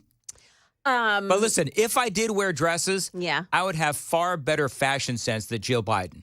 Because I swear to God, she wore a dress one time. It was like a couch that I had in the 80s. Well, I hate to admit this, but I kind of like the way she dresses. No. I do. Are you kidding me? I do. Johnny, you've got to help me mock Joan. Johnny is hiding. He's literally hiding. It's not, I don't think it's as bad as you think. Oh, it is, actually. But there may be one or two pieces that I wouldn't wear. I would say that I wouldn't wear anything that Michelle Obama wore. I thought she had horrible, horrible taste. Yeah. And I loved, I just thought Melania was so classy. She's in the everything epitome she of, wore. Yeah, she you're is. right. Yeah, she's the epitome of class. But Jill Biden has kind of a she has an airy and like things float on her. I don't know how to explain that for a guy to understand, but she knows how she should dress well. She must have somebody help her. So you're saying that she dresses according to her body type? Everybody does. Every woman does. Like Hillary. Yes. Who? Okay. Yes. Like those smocks, do you? True or not true? Hillary dressed like Kim Jong-un. Oh, yeah. She would wear like Yeah. smocks, and it's like, what is she wearing? Like, Yeah. why? You know, I'd never really understood. Not that I care. I mean, if only Hillary's worst fault was the way that she dresses. Amen That's to pretty that. bad. Yeah, it's pretty bad. Yeah. She didn't always dress like that. She dressed pretty well in the 80s. Well, she had the pantsuits. Yeah, but I think they came out after Bill was like well into office. Yeah, man. Well, anyway, Yeah. moving right along, I guess. Huma always looked better than her. Yes, she did. Yeah. Who did? Huma. Huma Aberdeen, her Oh, yes. her sidekick. Yeah. She was very attractive, Yeah. I thought. Well, I think Hillary, and why we're talking about this, I don't know, but I don't either. I think Hillary, there's obviously something going on between she and Bill where he's got like a permanent hall pass. Yeah, baby. And so the more that we found out about Bill's philandering, Yeah. the worse her clothing choices got. Isn't that? Oh, that's spot on. Yeah. It's like she just, I think, and Wow. I'm trying to find a way to say this, but it's almost like some self-awareness happened with her. Yeah. And I'm trying not to sympathize with her because she stayed in a marriage where she knows and she knew that her husband was a serial philanderer. So I don't feel sorry for her at all. The greatest video of all, and I forget where it was, but they were there. The Clintons were there. All the presidents were there with their wives, and Donald Trump and Melania show up, and Bill can't take his eyes off Melania. Yeah. He's watching her, staring at her, staring a hole through her. As he turns around, he catches the eye of Hillary. Of Hillary watching him. Yeah. Who is giving him that look. Yeah. Stop. I want to find that video. So my question is this: they normalized being a creep with women with Bill Clinton, right? Right. Yeah, I mean he was just a philanderer on steroids. And they want to say that Pete Hegseth is not qualified for his job in the Pentagon Yeah. when Bill Clinton was the president of the United States. And now the media, the journalists, the capital J, they're all going after Pete Hegseth and his past and the things that he's done. Well, where were they? They were trying to make it okay for Bill Clinton to be the way he was. Yeah, and they also obviously went after Donald Trump. Yeah. And you're right, Joan. There's a normalization out there of, I mean, I'm not going to say only men philander, but I mean, you've got Bill Clinton, Donald Trump. I mean, his past is no secret to anyone. And now neither is Pete Hegseth. So me personally, and there's some new stuff out there about Hegseth. Maybe I'll cover it. Maybe I won't, whatever. But bottom line is, when it comes to the role of defense secretary, I think that Hegseth is qualified. Now, somebody did say this to me, though. Somebody did say this to me, and you tell me whether or not you think this is valid. It does show, whether we're talking about Bill Clinton or any politician out there, male or female, that when you clearly have that weakness for women, does that show that you can be compromised? Is that a valid argument? It's a tough one, isn't it? It is. Because if you're somebody who, you know, you are a philanderer and you've cheated on every wife or the only wife, whatever it is, but you've had a lot of indiscretions and you're in charge of our military or you're in charge of our government, then you can be very easily compromised. Was JFK compromised? He was a philanderer. Boy, he sure was. And you know what? Trump was a philanderer, and also Bill Clinton was a philanderer, JFK. And you're right. it seems like with some of these men, I certainly don't believe Trump was compromised.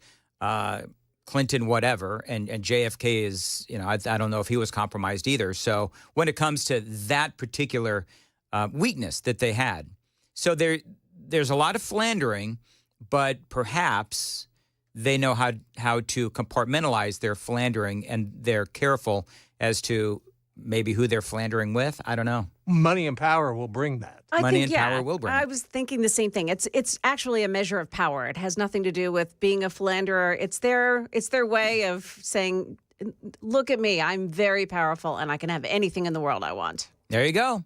I don't know. And so, yeah, my 2 cents is, and that's why I'm not deep diving into the Pete Hegseth stuff, because it's, to me, more the same kind of accusations.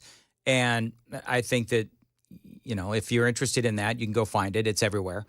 But to me, bottom line, period, for me, I believe that he's qualified for the job at hand. The rest of the stuff is for, The View to talk about. Yeah. Which, by the way, did you hear the View had to make another? No. The View, yeah, they did. Here we go. Johnny needs some audio real quick because we're already late. This is The View. I have a very quick statement. It's not going to be that quick. Pete Hegseth has denied any wrongdoing. His lawyer said he paid the woman in 2023 to head off the threat of a baseless lawsuit. No charges were ever brought. There you go. I think this is like the third or fourth for the View, and now they are appropriately. It seems like they're just sort of laughing about it, and oh look, we've got to do yet another legal announcement, another legal disclaimer. We may have gone too far. And with everyone, they can't pronounce his name well. Yeah, I know. I wonder if they do that on purpose. Or don't, yeah.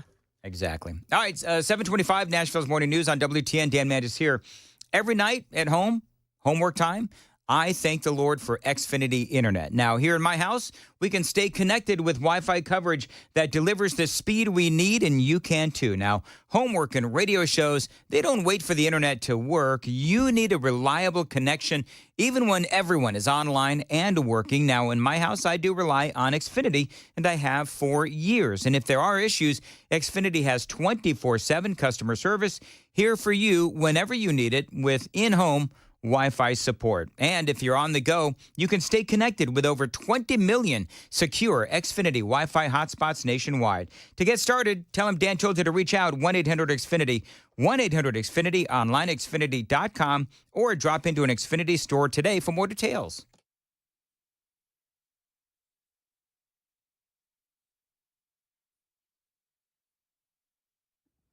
Hey everybody, Dan Mandis from Nashville's Morning News. The Wall Street Journal reported a while ago that people are feeling stress, anxiety, and depression because of this election. If that's you, talk to my guy, Dr. Christopher Van Schenk. He is a psychiatrist out in Nolensville. Now, he can help you with not only depression, if you're feeling it because of politics or whatever, but he can also help you with alcoholism, drug abuse as well. Go to his website, nolensvillepsychiatry.com. He's got a long list of conditions that he can help you with, either in person or at telehealth. Bottom line is, he wants to make it as easy as possible for you to get the help that you need. He can help your kids as well. Check him out online. Again, nolensvillepsychiatry.com. The number's below. Thanks for listening, and good luck.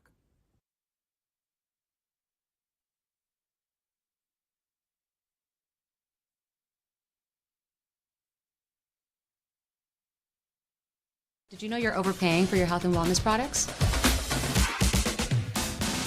With over 20 company-owned brands offering its members vitamins, supplements, wellness, and skincare products, you're able to save up to 70% off retail. Members Nutrition can't change your life, but we can change the way you live.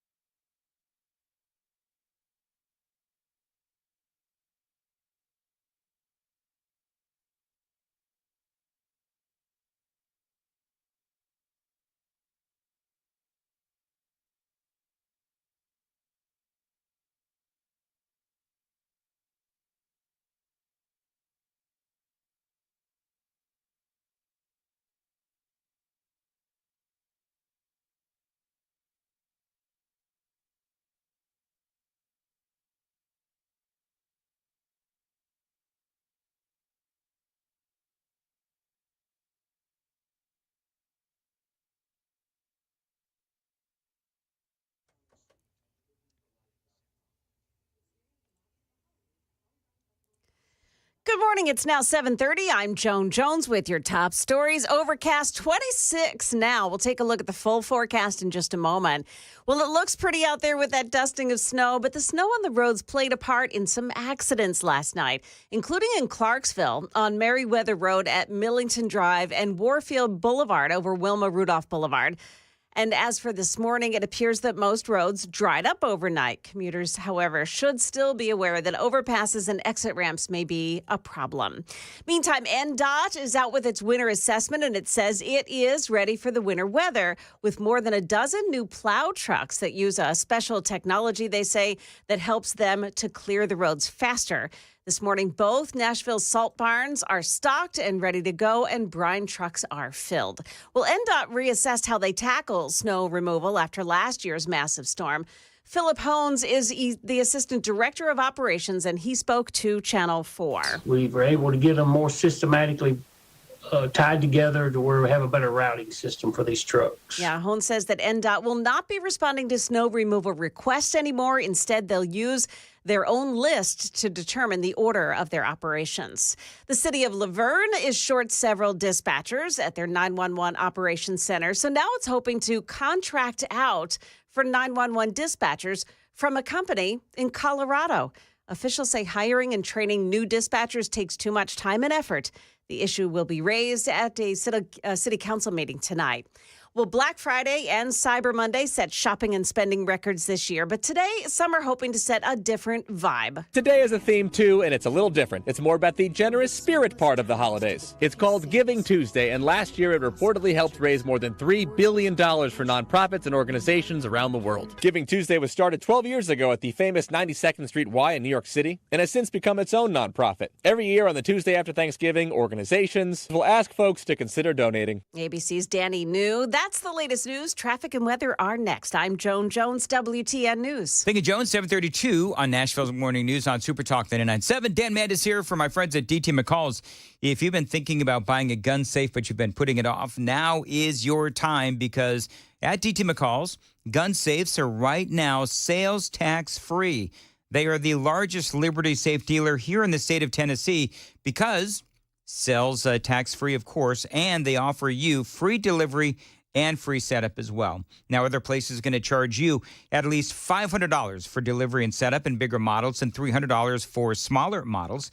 DT McCall & Sons, they deliver every safe for free every time, period. No setup charge either. That is why a lot of people shop at DT McCall's, including, by the way, yours truly. So save some big bucks right now on your Liberty gun safe when you shop at your local DT McCall's. 5 locations across Middle Tennessee: Carthage, Cookeville, Lebanon, Lafayette, Franklin. Always online, dtmccalls.com.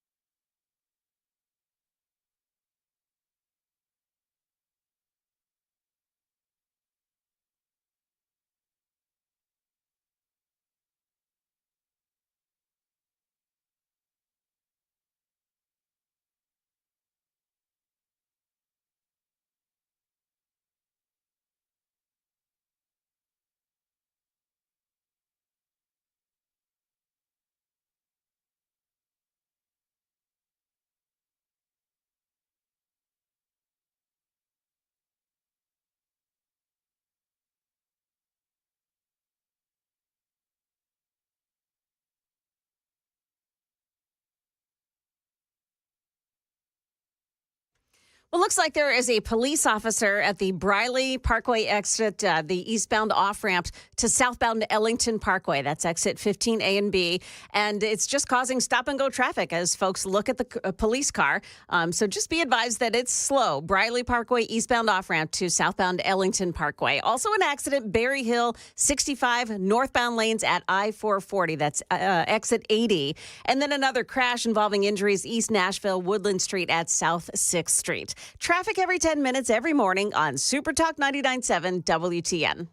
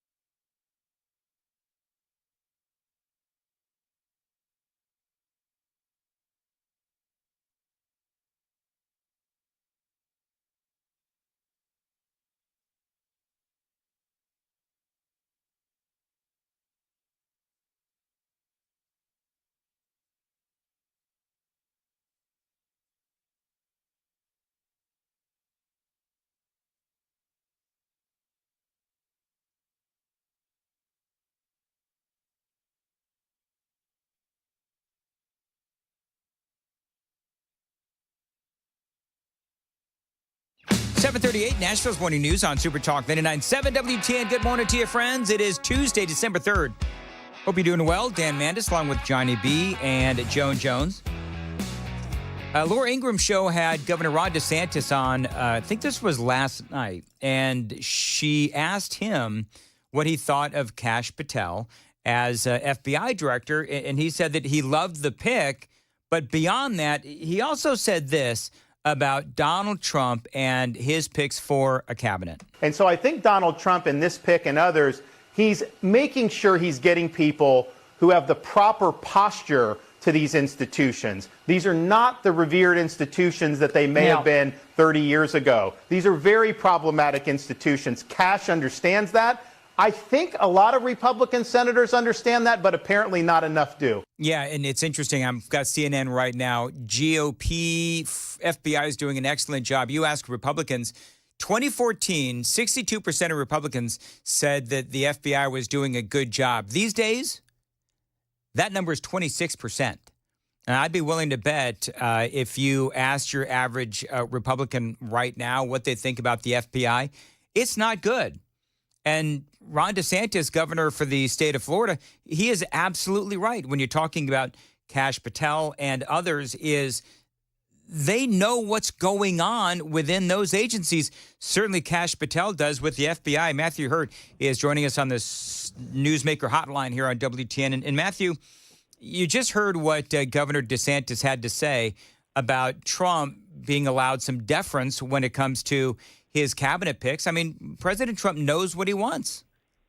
Dan, this is absolutely right. And by and large, the party in power in the Senate who holds the White House does tend to give deference to the president.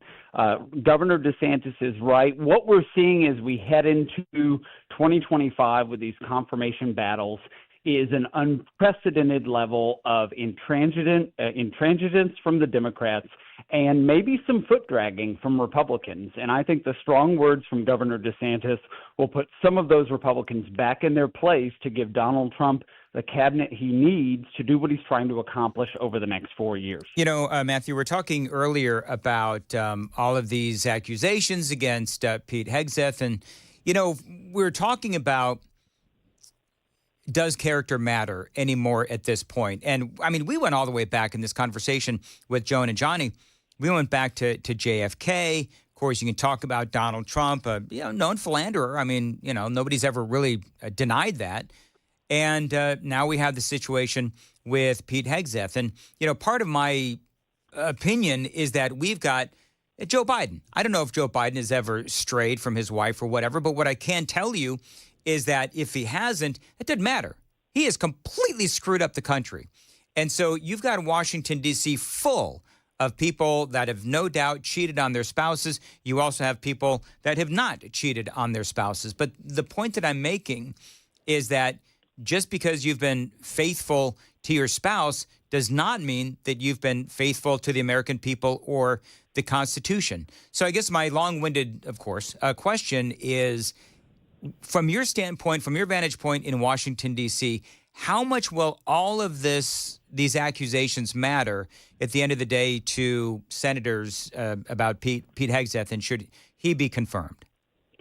Do we want our elected representatives and their appointees to be men and women of good character? Yes, and particularly on the right side of the aisle, conservatives, because those are the values and the principles we espouse. But Washington, D.C. is a swamp for a number of reasons, not least of which is the personal lives of senators and lobbyists and appointed representatives of the government. At this point, I want somebody who's going to go in and do the job and think outside the box and carry out an America First agenda that shakes up Washington. And we're not going to do that by appointing the same kinds of people. And unfortunately, in some instances, the people that Donald Trump is going to try to run through this process are going to have some skeletons in their closet. You and I have talked about this a number of times. Good people stay out of politics because they don't want their personal lives dragged through the mud. They don't want their families dragged through the mud. They don't want every bankruptcy or misgiving to be plastered on the front page of the Washington Post. But it's going to take people who are willing to fight back and who shake off those critiques and criticisms to get the job done. This is important work. And I think Pete Hegseth and others are strong candidates for the offices for which the president-elect is trying to nominate them. And I think we need to run through this process and get as many of Donald Trump's good people across the finish line as possible. When you talk about Kash Patel, you talk about Pete Hegseth, and they both have been critical of the departments or agencies that they're wanting to take over. And I think for me, I get why Donald Trump, Pam Bondi is another one for AG. I get where Donald Trump is going. He's looking for a particular state of mind, a particular opinion where he's bringing in people that understand that there are challenges, there have been challenges, there are challenges, and these departments need to be cleaned up. And here's the thing. When oftentimes, if you are running a company, let's just say you're looking for a CEO, and Donald Trump knows all about this. If you're looking for a CEO and you know that your company is in a lot of trouble and you're losing money and you've got, too many people working for you, maybe you're bloated and all that, you're interviewing people. Do you want people that are going to say, oh, everything's great with this company? Or Do you want someone to look you in the eye and say, there's a lot of problems and we need to clean it up? Obviously, you're looking for the person that is going to help reform that company. That's, at least to me, all Donald Trump is doing.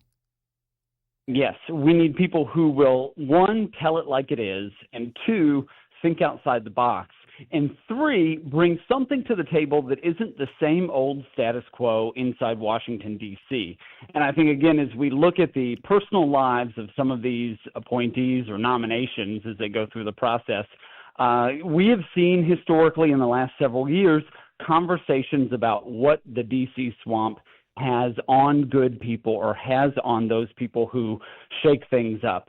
And I think we've got to go forward with this. And Donald Trump does have a good idea. The theme of what he's trying to accomplish, I think, is serious and it's good. And we have to support these kinds of nominees to get the job done. Otherwise, we're going to be sitting in a situation 2.5 years into the second administration of Donald Trump, and he will not be able to get anything accomplished in the last 18 months of his second administration. Coming up, Pardongate, 746 on WTN. Time to check the roads.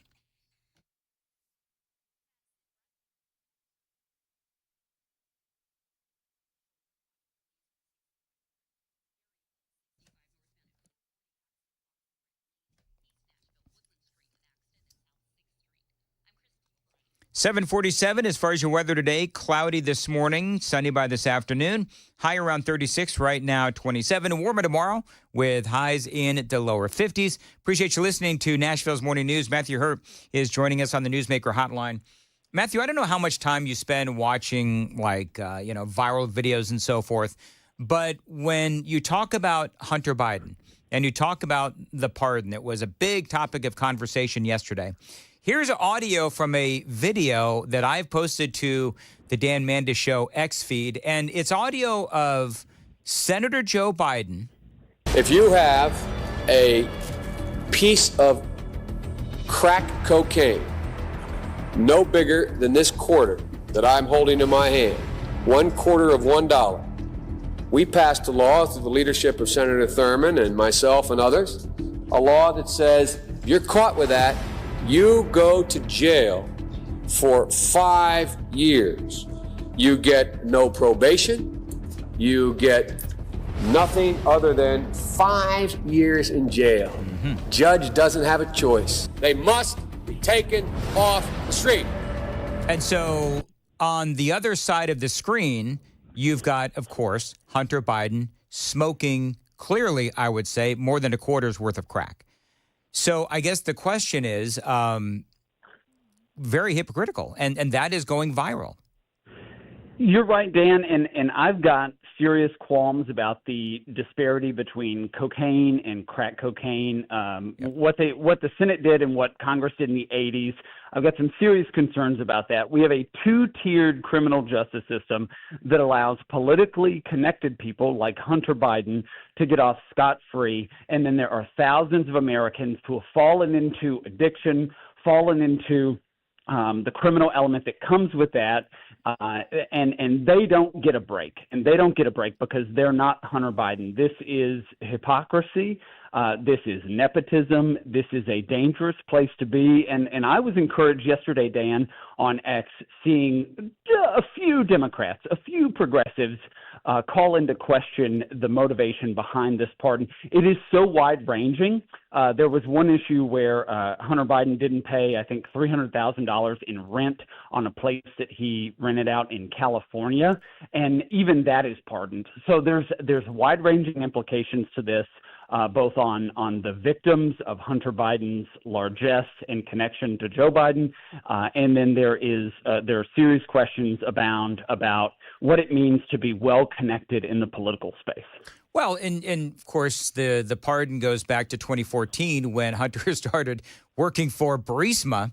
So to me, that tells me, of course, that Joe Biden is trying to protect his family, because if you go after Hunter Biden 2014, you find out about Burisma, that leads us to Ukraine, that leads us to influence peddling, that implicates Joe Biden. And so, and by the way, Joe's brother Jim as well. So, I mean, there's so many, and you're right, wide-ranging implications on all of this.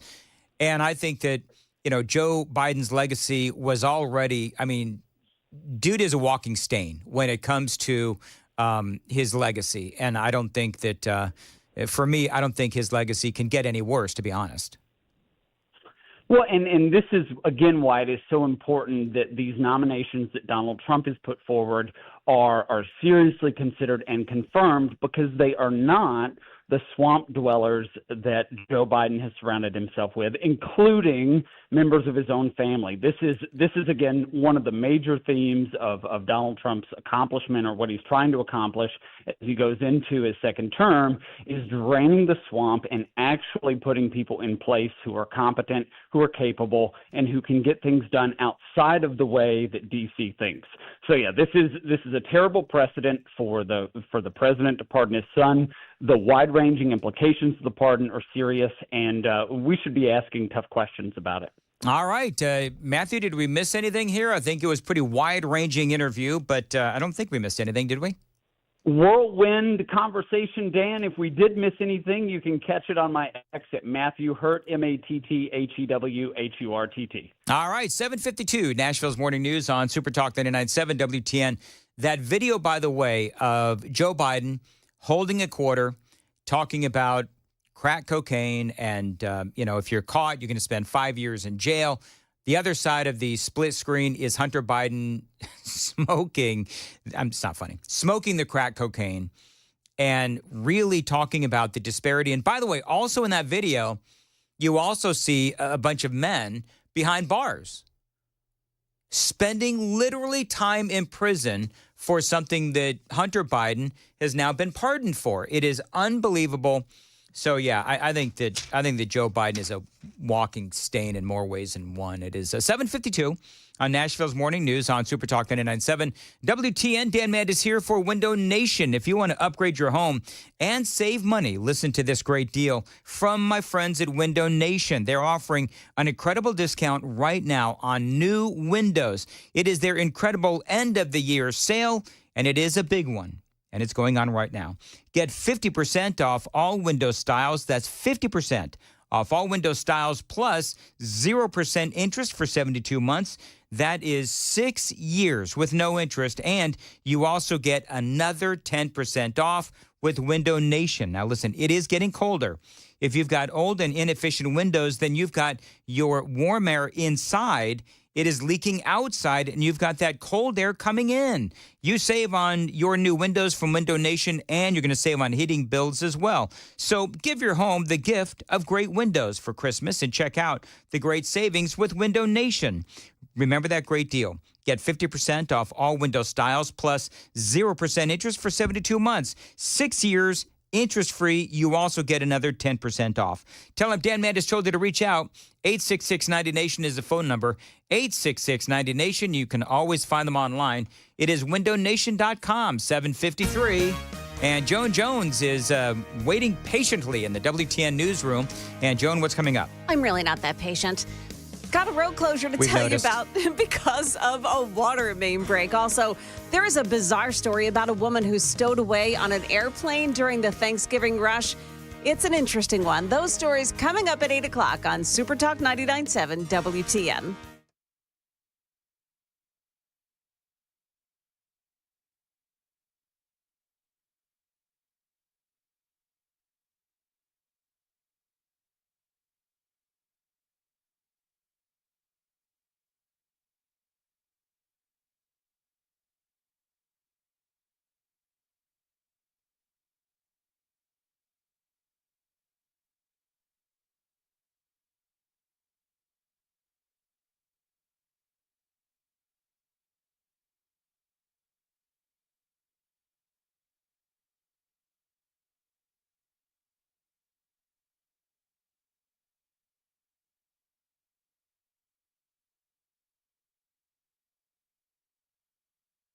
Hey, what's up, guys? It's Matt Murphy in the middle of downtown Franklin, Tennessee. We've talked so much about Savory Spice. I thought, why not show you the place? So let's go on in and see what's popping at Savory Spice. As I've always said, you will smell the spices even before you walk in. I can smell them right here in the doorway. Come on in and let's introduce you to the one and only Holly, who is the owner and proprietor of Savory Spice. Say hey, Holly. Hello, everyone. Now, enough about Holly. Let's talk about Spice and Easy products like the incredible taco soup, which, as I said, you put this in a crock pot, you put all the ingredients that it tells you to buy right there, you put the spices in, and it's so easy. So if you don't know what you're doing around the kitchen, it's a perfect way to find your way around the kitchen, as is the Mediterranean dill risotto. Now, for the holidays, pumpkin pie spice. What doesn't it have, Holly? Pumpkin. Doesn't have any pumpkin in it. That's a fun fact for all of you kids out there. Now, if you stop by Savory Spice, either in the Franklin location or at L&L Market, you can get yourself a sample of the dill dip, which is my absolute favorite. Just tell them Matt Murphy sent you to Savory Spice with purchase now. So come by Franklin or L&L Market in Nashville and come see Holly and the entire crew at Savory Spice.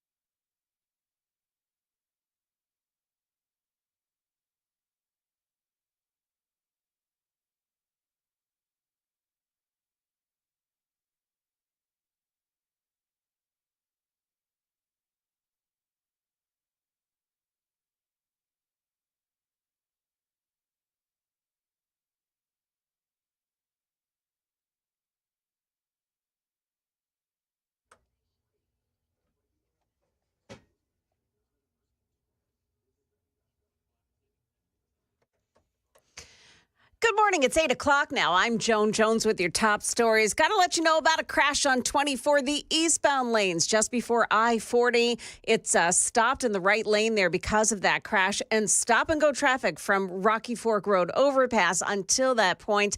We'll keep an eye on it. Don't want you to feel overly confident here, but that dusting of snow from last night really didn't have a chance to freeze up overnight. Channel 4's meteorologist Stefano DiPietro. No frost to start off the day today. And as far as slick spots on roadways are concerned, it's not something I would be overly concerned with. There may be one or two areas that are still a little bit slippery on overpasses and bridges, so just keep your guard up through that morning commute. But everything really did dry out last night before it had a chance to refreeze. However, it's still just 27 degrees this morning with some overcast skies. Well, as for being prepared for the cold weather season, Nashville DOT has replaced some of its older plow trucks with 19 new ones. And according to a Channel 4 investigation, the city is still waiting for more, but they're being held up by supply chain issues. There is a road closure in Spring Hill that begins this hour. Macklemore Avenue between Elm and Walnut Streets is being closed now until noon. Crews there are working on a broken water main. An investigation underway now into an airport security breach during the height of the holiday travel. After a woman bypassed several layers of security at New York's JFK airport and stowed away on a flight to Paris. She remains in France after she was caught on video saying that she wants asylum from being returned to the U.S. New video showed the woman was on a plane in France getting ready to be sent back to the U.S. In the video, you can see and hear the suspected stowaway shouting while crew members try to restrain her. Get asylum against United States! The woman was removed from the flight and remains in France. Authorities say the woman is a Russian national who is a legal resident of the U.S. She allegedly bypassed several airport workers at New York's JFK, boarding the plane without a ticket. That's ABC's Gio Benitez reporting. A man that led police on a high-speed chase in a stolen car has been captured and arrested. Metro Nashville police say they tracked down the stolen Hyundai Kona using GPS. It was on Murfreesboro Pike, so they deployed a helicopter to track it. 28-year-old Jonathan Davis allegedly sped off using the median and the shoulder to pass other vehicles. The chopper tracked him to an apartment complex on Whites Creek Pike, and that's where he was arrested. Well, we've got our eyes on a case that'll be argued before the Supreme Court tomorrow. It's the U.S. versus Jonathan Scrimetti, in a case that deals with Tennessee's law banning irreversible gender transition procedures for children. A transgender ACLU lawyer is presenting the case before the High Court. His name is Chase Strangio. He's actually a woman who identifies as a transgender man who has herself undergone transgender medical treatments, which she has documented on social media. Market numbers brought to you by Beacon Capital Management online at beaconcm.com. Stock futures little changed from yesterday's closed. That's the latest news. Traffic and weather are next. I'm Joan Jones, WTN News.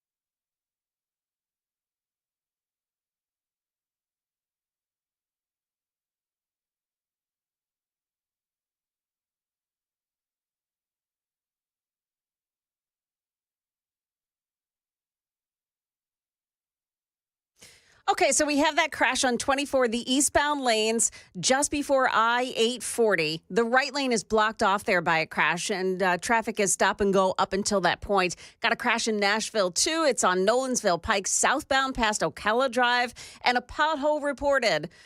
Gosh, a pothole, East Nashville. It's slow going from Briley Parkway up to Ellington Parkway, southbound at Douglas Avenue, because that pothole is causing a mess this morning. Traffic every 10 minutes every morning on Super Talk 99.7 WTN.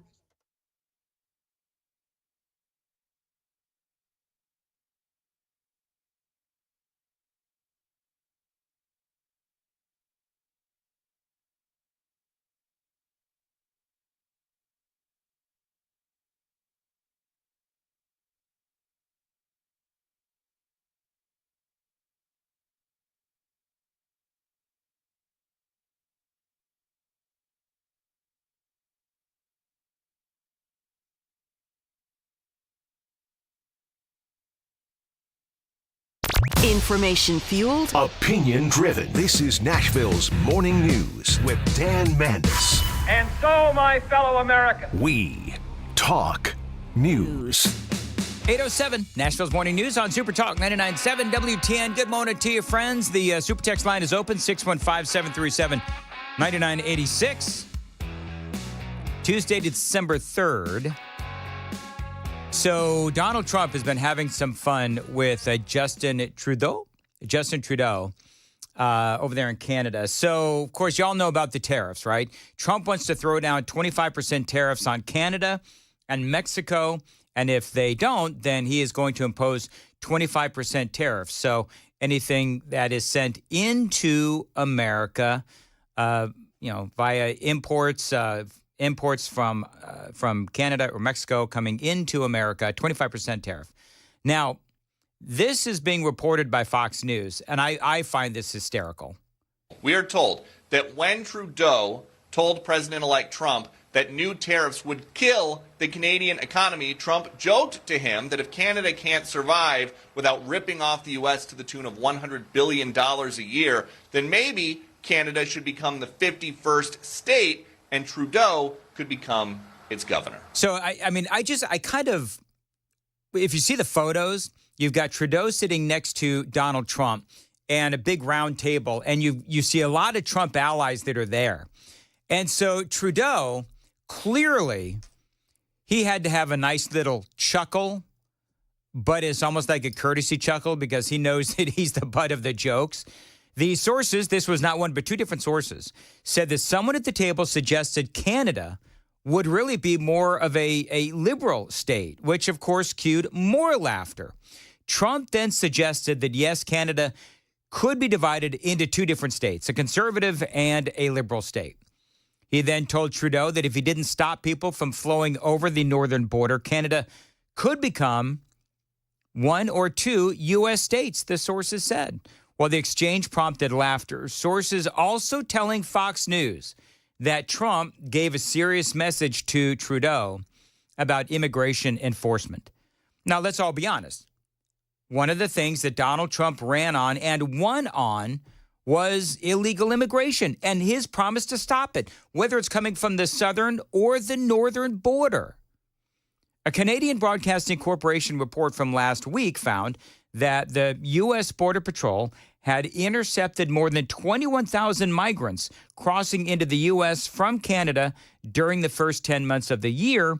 Contrast that, of course, in October alone, Border Patrol agents apprehended more than 56,000 migrants coming over the southern border. But here's the thing. If you crack down on the southern border, then a lot of these folks are just going to fly to Canada and come in through the northern border.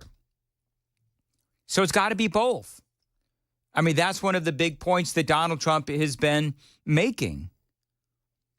So Justin Trudeau, he was mocked and humiliated at the dinner at Mar-a-Lago. And here's the thing, because some people are saying, oh, Donald Trump is already making enemies of foreign leaders.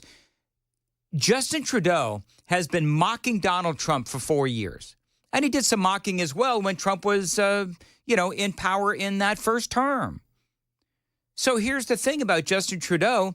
is, I'm sorry, so foreign leaders are allowed to incessantly mock and laugh at Donald Trump, yet he, as incoming president, he's not allowed to have a little fun at their expense? Absolutely. And you'll notice that Trump threatened the 25% tariffs, and Trudeau immediately got on the phone with Donald Trump and then immediately flew to Mar-a-Lago. So, yeah, Trudeau was mocked. And clearly, Trump, in my opinion, does not respect Justin Trudeau. He's liberal. He's, again, made fun of Donald Trump in the past. So Trump has every right to go after him.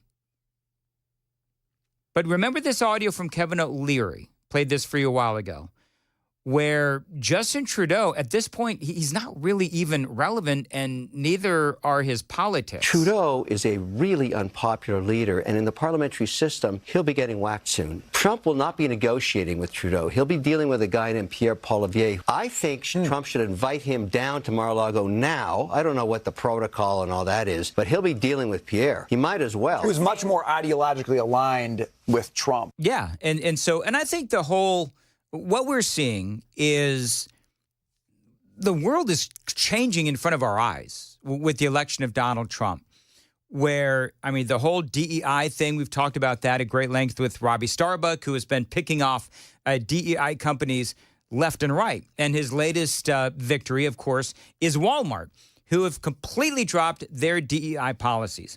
So we're seeing, DEI and woke and all that kind of crap, whether it's in America or in Canada, it's going by the wayside. And Donald Trump has been one of those, clearly, obviously, leading the charge. You know who else has been leading the charge, though? Joe Biden himself and the Democrats. Because they have just gone so far into their progressivism, into their wokeness, that there was a definite pushback. And I think that Donald Trump is, an indication as to how Americans are like, ugh, no more of that, please. Can we all get back to reality? And the reality is that Joe Biden and Kamala Harris and all of the Democrats, they've been lying to us about literally everything. From the border is closed to I won't pardon Hunter. So, yeah, Trump, in a posting on his Truth Social platform describing the meeting with Trudeau as very productive. He said the two discussed many important topics that will require both countries to work together to address, like the fentanyl and drug crisis that has decimated so many lives as a result of illegal immigration, fair trade deals that do not jeopardize American workers, and the massive trade deficit the U.S. has with Canada. So Trump is saying, listen, there's a lot that our two countries need to work on. But all of this talk is really just talk, of course.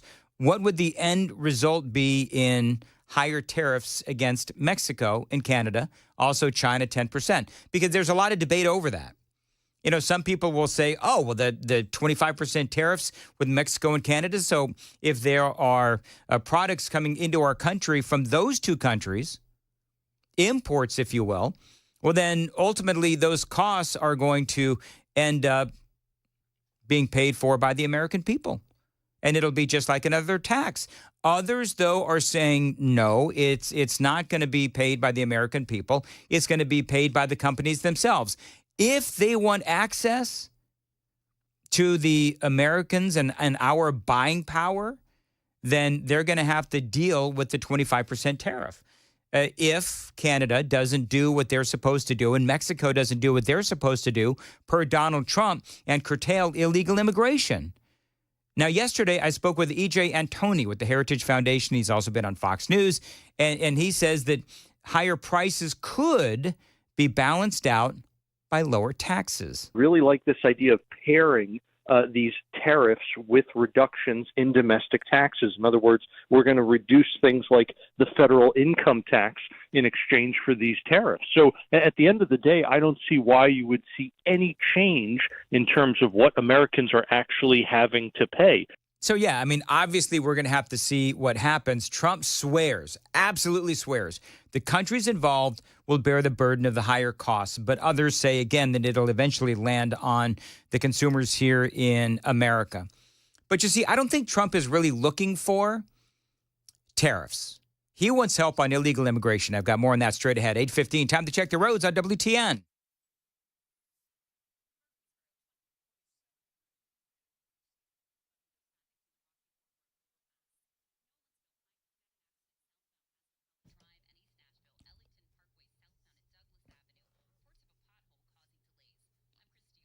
Cloudy today, a high of 36. This morning, it's going to be cloudy. The sun is going to come out by this afternoon, and right now it's 27 degrees. Warmer, by the way, tomorrow with highs in the lower 50s. At 8:16, talking about tariffs and the impact that they'll have on us, on you and I, the American consumer. I don't think that Trump actually wants to level tariffs against Mexico and Canada. He does want help with illegal immigration. And so part of, I think, this thing that Trump is doing is he is doing something very unique in that he is leveraging our buying power with other nations and saying to other nations like Mexico and Canada, you've got to bend to what I need you to do, which is help us with illegal immigration. And yesterday I was speaking to EJ and Tony, and I said, is it unusual for presidents to use tariffs as a bargaining chip? And he said, yeah. No, it's really not common. And this is where you have to give President Trump credit, love him or hate him. He has figured out how to essentially weaponize the purchasing power of the American consumer. And so if you can threaten but not actually have to go through with these tax increases, that's even better. Yeah, we're talking earlier about Trump and the trade wars, right? And how both Canada and Mexico, we are their biggest trade partner by a long shot. Now, Trump says that we're being ripped off. They have a lot of exports coming into America. They also take advantage of us because we don't send as much into those countries as we perhaps could. And there's the illegal alien issue as well. And so Trump, he's going in and he wants some changes. Trading partners like Mexico and Canada, the vast majority of their exports come here to the United States. Only a few percent, it's single digits of our exports go to places like Mexico or Canada. And so if you want to get into some kind of tariff battle with those countries, they're going to lose. We would literally put them into recession if we got into a trade war with those countries. And meanwhile, America would do just fine. So nearly half of Canada's investment abroad was into America. So the tariff, if we tariff them at 25%, that is going to be tough for Canada, obviously. Because theoretically, that means that they will lose profits. Those companies will lose profits. Then those companies will have to cut jobs. It could be disastrous for Canada. Same with Mexico. By the way, in Canada, nearly half of their imports come from America. So, I mean, they are clearly dependent on us, and I would say far more dependent on us than we are on them. So we'll have to see what happens. I think that Mexico and Canada, I think both of these nations are going to bend, and that is exactly what Donald Trump wants. I don't believe that he wants a trade war. I think that he does want help with illegal immigration. He knows all too well that right now the problem that we have is Mexico is just allowing all of these people to walk right through Mexico and come across our southern border. And so, number one, Trump does need cooperation with Mexico to stop all of those caravans. That's number one. And number two, he needs to remain in Mexico. We got all these people, and I know you've heard this 1,000 times, all those people wanting to come across our southern border. Ultimately, here's the thing. They need to stay in Mexico. Once they're approved to come in, once they get their hearings and they're vetted and everything else, then they can come in. But they remain in Mexico until then. Because when they just come across the border, like as Joe Biden has done, then they just dissolve into our country, never to be seen or heard from again. And that's what's going on. And so I think that Trump has absolutely the right idea. And also, yes, I believe that the president-elect also needs to start building the wall yet again. It is 8:20 on Nashville's Morning News on Super Talk 99.7. Joan Jones is here. Joan, what is coming up from the dust-encrusted newsroom? News Corner. News Corner, that's Yeah. right. You named it. Nashville's DOT says, don't you worry. They're ready for winter and any impending snowstorms, too. Also, we'll tell you about the crazy trigger warning about a popular new movie. That's coming up at 8:30. Yeah, on Super Talk 99.7 WTN. You're going to love that. By the way, people, Joan, just so you know, they were triggered by your use of the term N. N-dot. Have you seen the super text line? I have. I've responded to some. I didn't know that it was a secret that Nashville had its own Department of Transportation, but they do. Yeah. I don't know why. I mean, doesn't every big city have their own Department of Transportation? I don't think so. Really? Yeah, not that I know idea. of. Okay. But yeah, they do.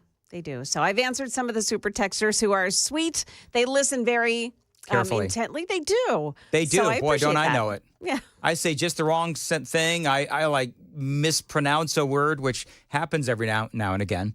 And they just, they're like right on me. They know when you get people's names wrong, too.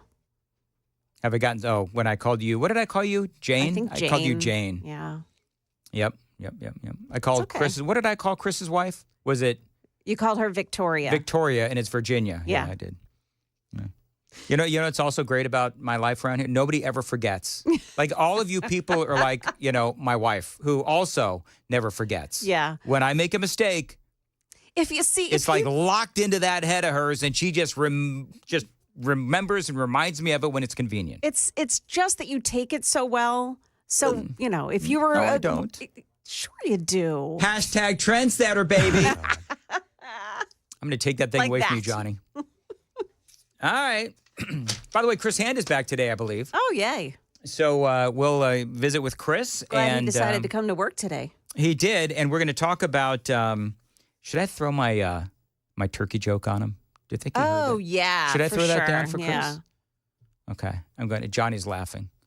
He sure is. I'm going to throw down my turkey joke for Chris and see if he Okay. laughs. All right. If you're out there and don't tell him about the turkey joke. Yeah. I want him Super to be dope. I want him to be genuinely surprised at the turkey joke and see if I can make Chris actually laugh. Because, rarely does he actually laugh. He just sort of snickers at me. Yeah. And I know it's behind the Chris Hand snicker, and it's not nice. Anyway, just kidding. 8:23. Not that I'm paranoid, but all y'all are out to get me. All right, 8:23 on Nashville's Morning News on Super Talk 99.7. USS United Structural Systems, Dan Mandis here, and my company for foundation repair and concrete leveling is United Structural Systems. They fixed my foundation, and they can help your foundation as well. They're awesome, easy to work with, and above all, competent and reasonable. Now, if you notice doors and windows are sticking, uneven floors, maybe gaps between the trim and the ceiling, these are all signs that you might have a possible foundation issue, and nobody does it better than USS. Now, they've been serving Middle Tennessee since 1994, and they've helped thousands of satisfied homeowners with great work and communication. They're going to give you a free inspection and a detailed estimate before you make a decision. Communication is always key to making sure that everybody is on the same page, and you don't pay a dime until the work is done and you are a satisfied customer. USS for all your foundation, concrete leveling, and waterproofing needs. Call them, tell them Dan told you to reach out. 615-488-7855, 615-488-7855, online, USSTN.com.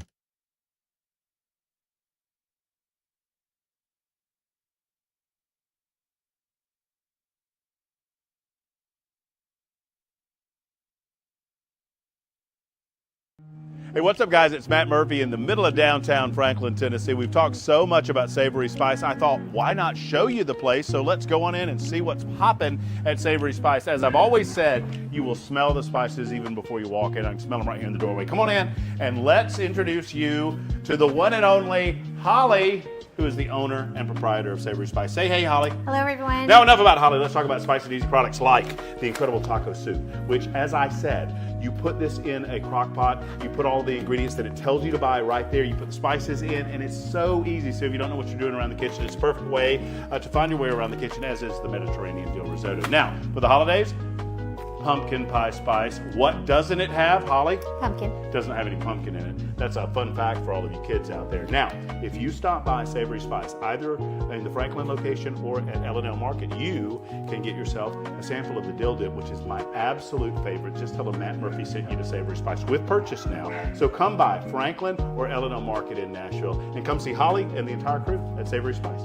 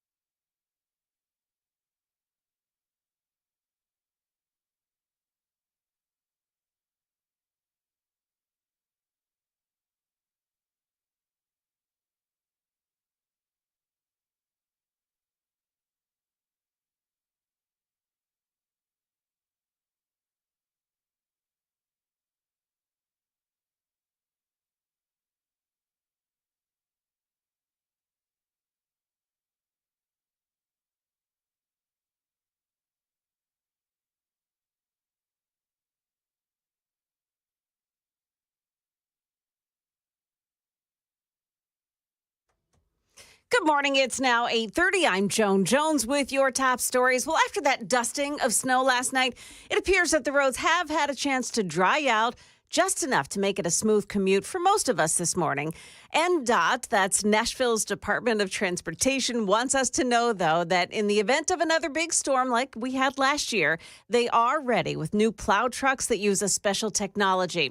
NDOT also creating a new snow clearing route map to help to remove the snow faster. It also says no more taking snow removal requests. Instead, they're going to focus on 3 snow removal lists. We were able to get them more systematically tied together to where we have a better routing system for these trucks. And that's Philip Hones, NDOT Assistant Director of Operations, speaking to Channel 4.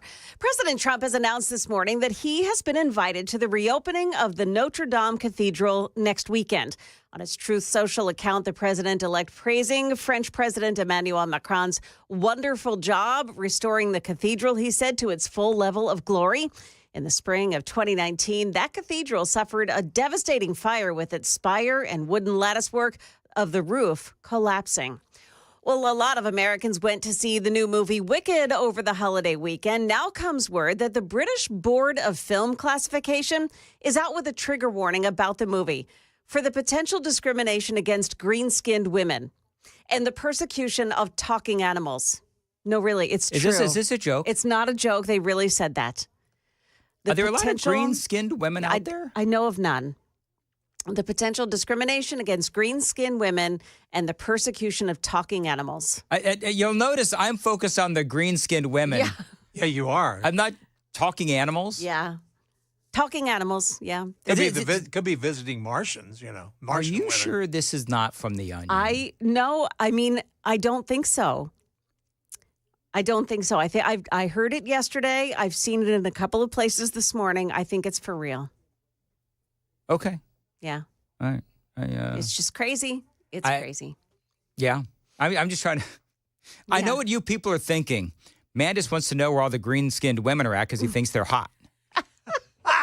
Especially the ones with the pointy hats. Especially the ones with the pointy hats and the pointy noses. Yeah. No. And flying monkeys. And flying. Moving right along. Hey, stocks opened up mixed right now. The Dow Jones Industrials are up 28 points, but the NASDAQ falling 31. S&P 500 index is down just a point. That is the latest news, traffic, and weather. Next, I'm Joan Jones, WTN News.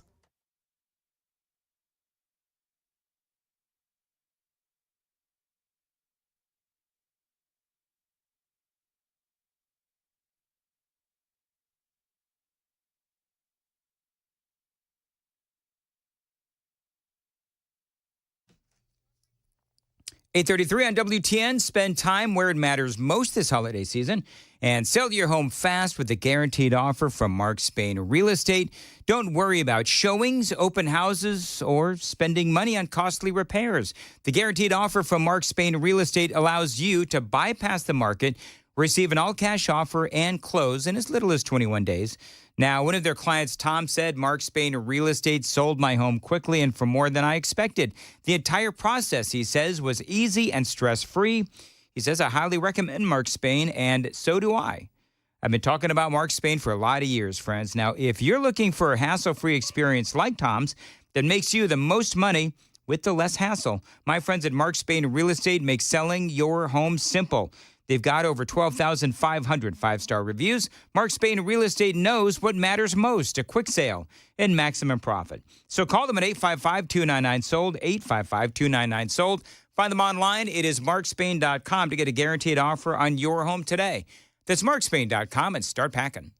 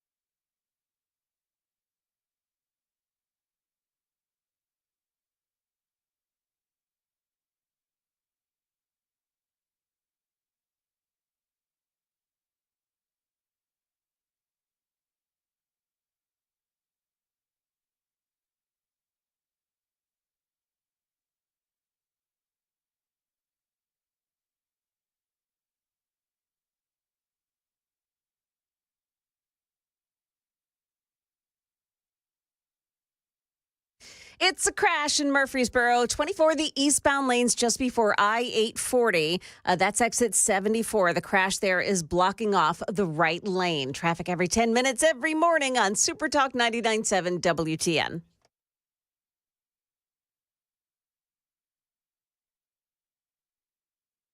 The guaranteed offer is the easiest way to sell your home. It's really simple. We bring you an all-cash offer. You close in as little as 21 days. No home inspections, no lock boxes, no open houses. Go to markspain.com to get a guaranteed offer and start packing.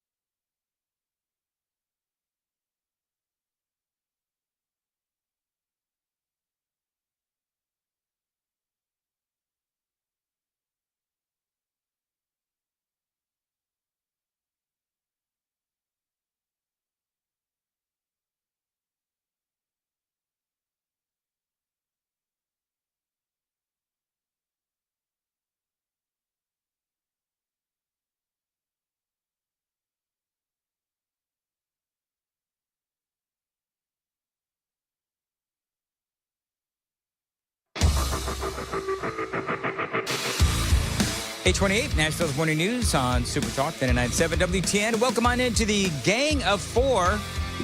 Chris Hand is back. Good morning, Chris. Hello, good morning. What's up, guys? Welcome back. Chris. Joan Jones is here. Johnny B is here. I'm Dan. Hi, Dan. All right, so Chris. Here we go. Shush. I heard this was coming. Yes. Joe Biden pardoned not 2, but 3 turkeys. Hashtag Hunter. Nailed it. Nailed it. All right, now is that a sincere laugh? That was a good one. That was a good one. There you go. Chris, There you you go. don't have to do this because he sat in for you yesterday. Thought the joke would have been funnier if we were closer to the pardon, but I wasn't here yesterday. I said it like 50 times yesterday. Okay, fair You just enough. chose not to show up for work so that you could avoid my funny joke. Fair enough. I said to Virginia, I said, I have a feeling Dan's going to pull one of those jokes today. She said, just call in. She's so smart, that Victoria. All right, deal. She is a smart lady. All right, very good. So glad you're back. You said you had some content for this. Yeah, I've been sitting on this story for a while, wanting to bring it to the amigos, and we haven't had a chance to discuss it. Did you hear about the New York City library worker who's suing the city? No. He's suing the city for $4.6 million. This poor guy has been traumatized. He's 360 pounds, and he's suing because of a small desk. I think he's going to win, too. Oh, I bet he will. I think he's going to win. Did they intentionally give him the kitty desk? He says that he thinks that was the case. Yeah. He weighs 360 pounds. New York City, he's suing them because his place of work was traumatizing. He was given a desk that was too small. He's 6'2", 360 pounds, and he's looking for $4.6 million in damages. He'll get it. Can you afford a diet and better food? With If he that gets kind that of money? money, oh yeah. Afford maybe some workouts, that kind of a thing. Get maybe a personal trainer. You could afford the quick route with that kind of money. You sure could. You sure could. Hey, by the way, have you heard the new, I guess it's the word of the year or something from someplace? Oh. Do you know what it is? What is it? Perfect for the Biden administration. Brain rot. Brain rot is the word of the year. Isn't that 2 words? It is. So why does it? Whatever. Maybe it's the phrase of the year.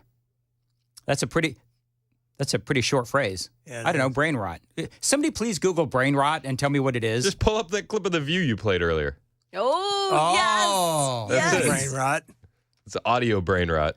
It is kind of funny. It is kind of funny too when you look at the president and you look at the media and you look at everything that's been going on this year. Brain rot makes all the sense in the world. Sounds like a hell of a band. Like, It dude, does. you Oh, hear that's a brain good rot's band, coming yeah. to town? Yeah, you could have Richard Cantu and Brain Rot are coming to town. Oh my God! Yeah, you know what? Oh, you know what I meant to tell you too, Chris. Tell I me. had this all queued up for yesterday. Is this another banger of a joke? No, Oh. It wasn't a banger in the first place. Joan Jones. So you know what? So what happened in the newsroom? I'll talk real quick about what happened in the newsroom. So Chris is in the newsroom. I go back and I said, "Hey, did you hear the turkey joke?" And he says, "No." And then Joan screams from the newsroom, "It's not really a joke." Okay. Can we talk about how Joan has selective hearing in the newsroom? Yeah. I'm starting to believe that the headphones are never really on. That she just uses it to ignore us when it's convenient. It's because as soon as Dan comes in, he goes, "Hey, did you hear about my turkey joke?" Joan is right there. Like, it's not funny. It's nothing. And Nothing a couple about of minutes it was. before that, I bet you said hi to me and I didn't Yeah, say exactly. a word, right? Hey, Joan, you having a nice day? Nothing. Absolutely nothing. Mandis Well, it's whispering. It's like being in a marriage. He's whispering. Did you hear my joke? It's not funny. It's like back in the news. She's back in her clips. It's the Oxford word of the year is brain rot. It's the feeling that you get after spending too long scrolling aimlessly. Listening to Democrats on social media. That's the second part that is not mentioned there, but I would say it is. Yeah, they say that it's indicative of how long we spend on our phones. Do you think that's true, though? Yeah. Do you? Yeah. See, because I don't waste time on my phone. I actually do a lot of research on my phone, and that's how I read and I get topics and all that kind of stuff. Everything I do on my phone is for work. Like, I would say 95% of it. And then the other 5% are watching, people get hit by trains or fights on the street, right? This is what I dive down those rabbit Is holes all the there time. video of somebody getting hit by a train? Oh, there's dozens of them. On the internet? Yes. Is it like Instagram? It's like everywhere. Yeah. You haven't seen? Somebody's last Instagram post getting hit by a train. Did you see the one where the guy was trying to take a selfie? The train's coming, and so he's trying to take a selfie, and the train clips his ear. Oh, my And sends him flying. I watch this stuff all the time. My algorithm's all screwed up. You know what one I like? The account I like? Torons of Yellowstone. Like tourist morons of Yellowstone. Oh, I would love that. Torons? That's interesting. Torons, yeah. That should be the word of the year next year. They're like out there with that's their pretty good. phones taking selfies with, the buffalo behind them about to charge them. It's great. But the brain rot stuff is real. So Kennedy doesn't have a phone, my 10-year-old, but she deals with kids that do. And she calls them screen kids. It's like, you can't talk to those screen kids. Yeah, that's true. She's so smart. Yes, I love she that is. kid. But there's screen adults too. Oh, yeah. There's adults, man, where they start looking at their phones and you just, hello. You have whole you can't families get their like attention. that. I mean, Yeah, whole I'm families. guilty of that myself. I'll be working and Virginia will be like, you didn't hear any of that. It's like, what, hun? Does all four of us are married. Does your spouse ever say, what did I just say? Yes. Do they do that to you? Yes. Amy does that to me all the time. Yeah. And I'm hoping that I can reach back into my short-term memory and pick out like a word. Because I'll be the first to admit, man, if I'm in the middle of like something interesting, then she'll start talking to me and I don't get it. And what did I just say? It's like, Oh, no. Yeah. Oh, no. Dreaded words. So then when I do it to her, she always repeats right back what I've said. It's like she's got like two parts of her brain, and part She's of it. a mom. That's true. That's what it is. Part of it is focused on things that she wants to pay attention to, and then the other part is for me. It's just cataloging everything you said.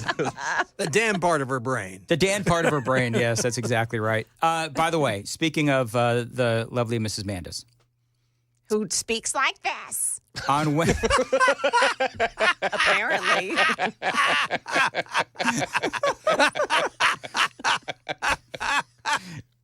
I will say that's the one gripe. That's the one gripe she has with me is she's like, "Do I really sound like that?" I'm like, "No, honey, it's just."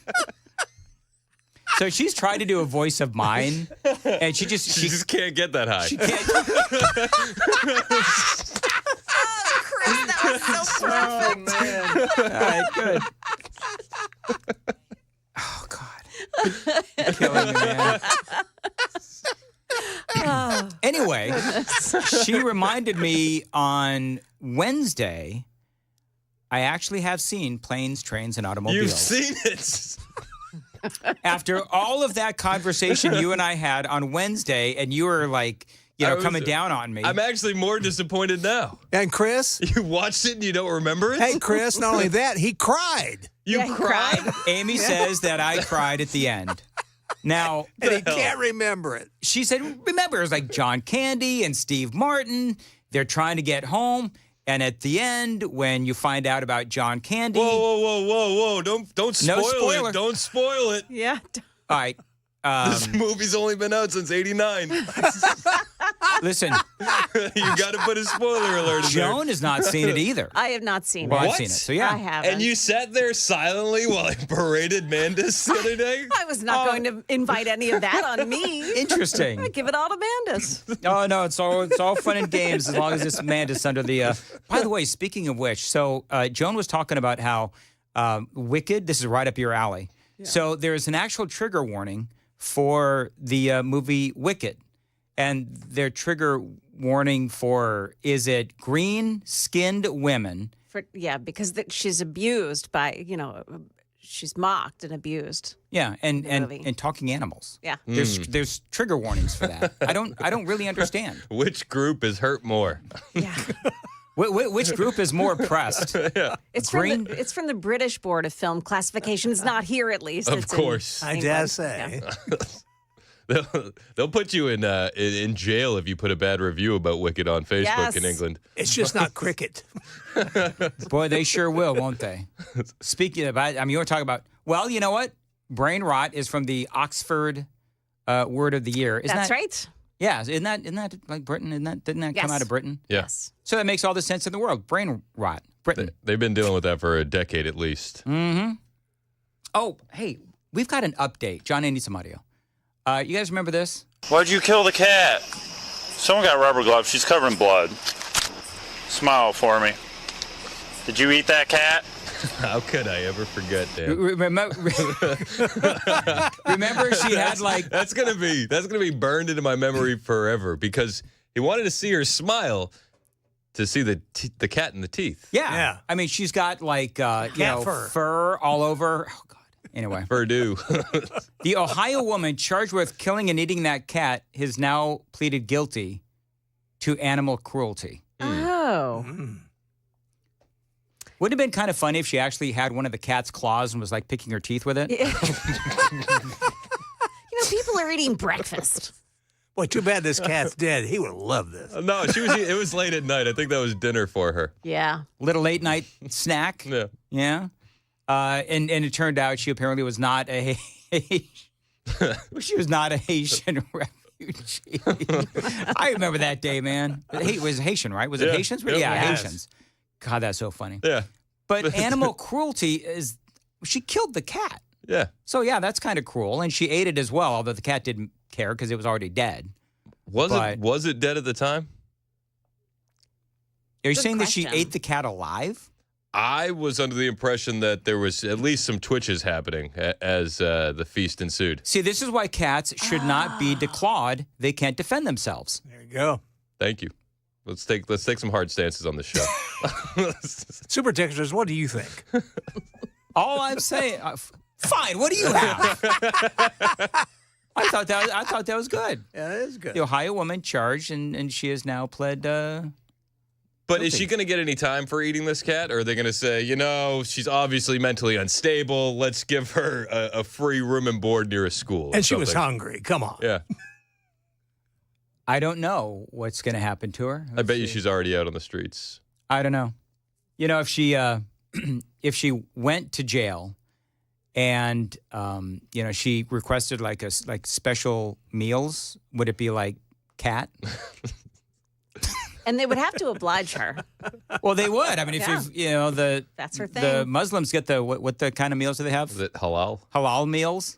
I was going to say falal. It's halal meals and halal, whatever it is. So, I mean, if she wanted to eat cats, I mean, okay. So, she wants a feline diet. A feline diet. Yeah. Perfect. Yeah. But they're not doing that in Ohio, and it's racist of you to say so. Oh, is it? Yeah. All right. Then maybe I should stop talking. Murphy texted me. He said 1 year jail sentence.